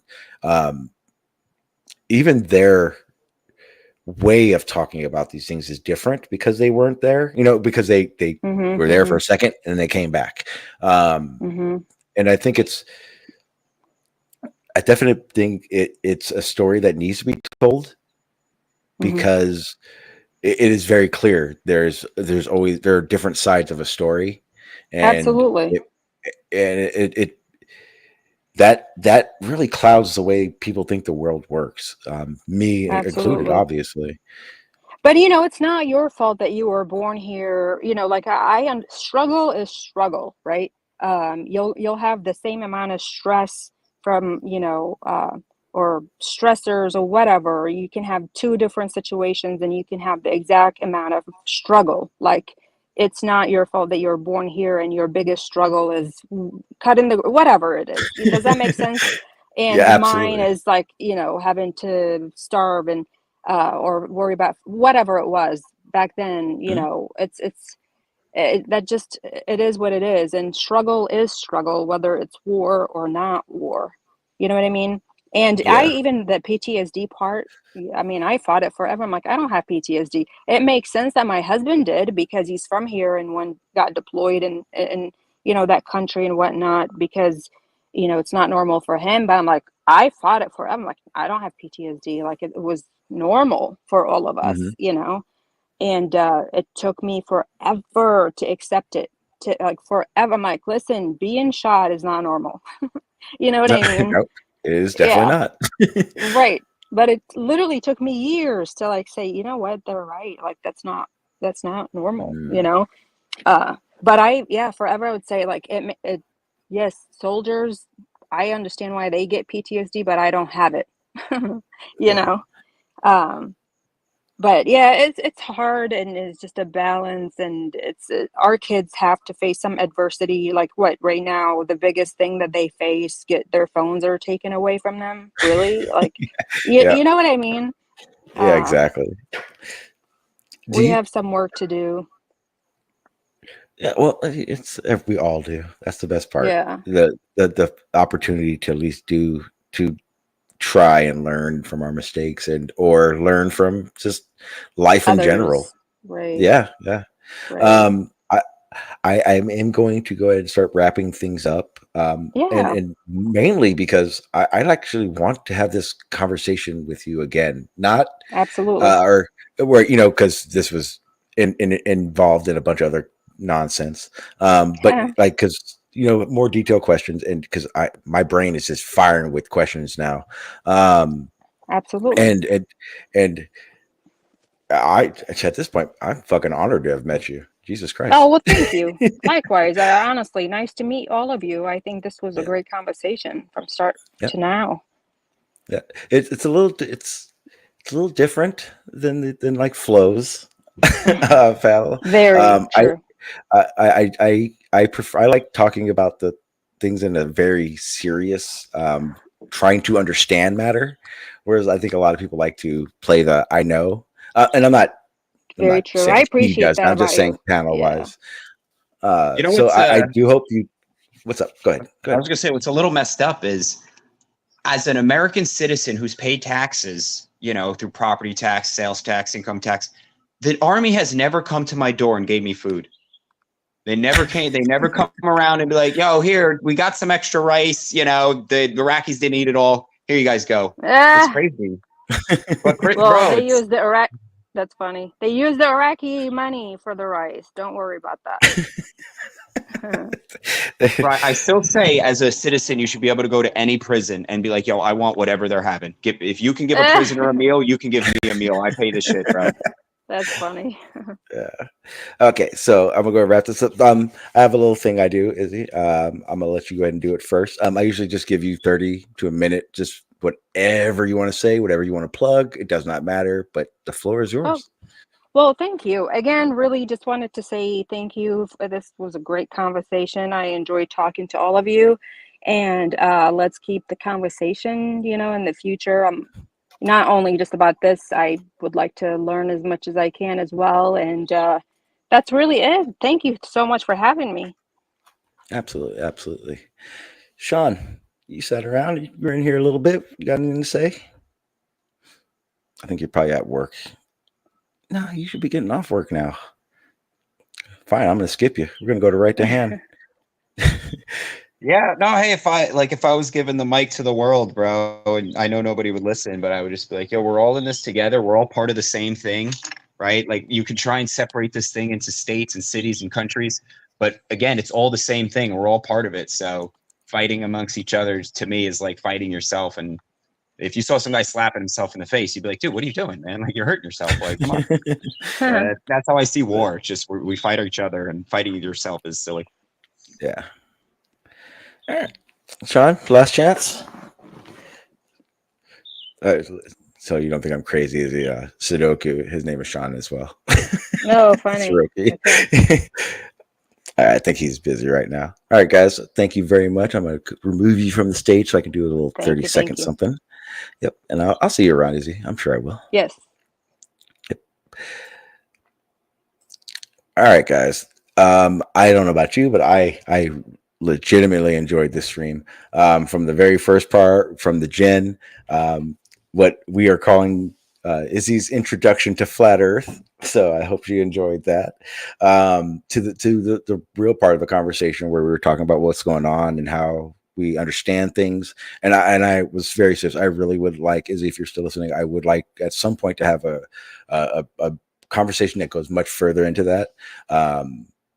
Because I have so many questions still, and again, thank you for your service and helping and our troops and everything and stuff you did here. With that being said, guys, I'm not planning to be on tomorrow. We'll see. I'm going to try to. There is a few things that I didn't get into today that I wanted to. Mainly being, review of other stuff, which I'm probably going to do a whole lot more. Actually, enjoy doing that. Just reviewing flat Earth or any other conspiracies that I come across. Just reviewing those things. Thank you guys. I appreciate it. I don't really have much to rant. Make sure you guys hit that like button for me. Share, let everyone know. I do have one more thing to say. Again, the upload is in my videos. I'm not happy about this. It's not monetized. I don't care. Don't like it. I want you guys to share it so people understand who the fuck they're dealing with Pete Shea. But it's in the description. It's in my videos. But I want to make this very fucking clear. If you don't report something like this, you are just as much of the fucking problem. And that's why I did it. That's why I have this upload, so you can understand why I did what I did, which is I reported Pete, and understand that if you have the same mindset where I might as well do something because if I don't, someone else will, is the reason why other people do it. And if no one did it and no one thought like that, then we wouldn't have to be dealing with fucking 11 and 12-year-old little girls getting alcohol from 50-year-old fucking men. Because the reality of it is Pete may not have done something further than that, but those same little girls are now going to trust old dudes to do that. And some old dude's going to do something really fucking stupid. And that's why it's not okay. So go check that out. Let everyone know. Do with it what you will. Take from it what you will. But as for me, I felt that I needed to report it, and I needed to let everyone else know what he had done. Nothing more than that. So thank you guys for being here. I appreciate it. I appreciate all the damn support. It's amazing that you guys are still here with me. There will be more to come, and I have a lot of ideas. So we'll be going through a lot of those things. I'm going to shut up now because I rant, and you guys know that, and I won't shut up unless I hit this button. If it disagrees with experiment, it's wrong. And that simple statement is the key to science. It doesn't make a difference how beautiful your guess is. It doesn't make a difference how smart you are who made the guess or what his name is. If it disagrees with experiment, it's wrong.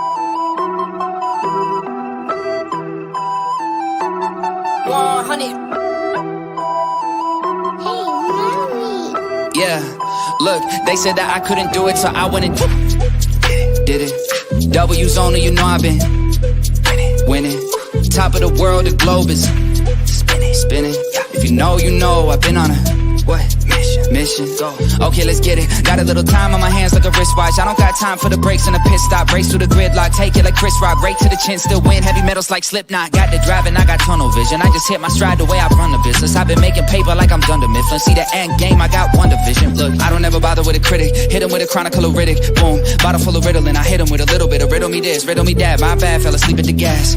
No time to wait though. Elon Musk, I'm trying to bankroll. New Tesla just cause I say so. Electric whip like Ivan Van Gogh.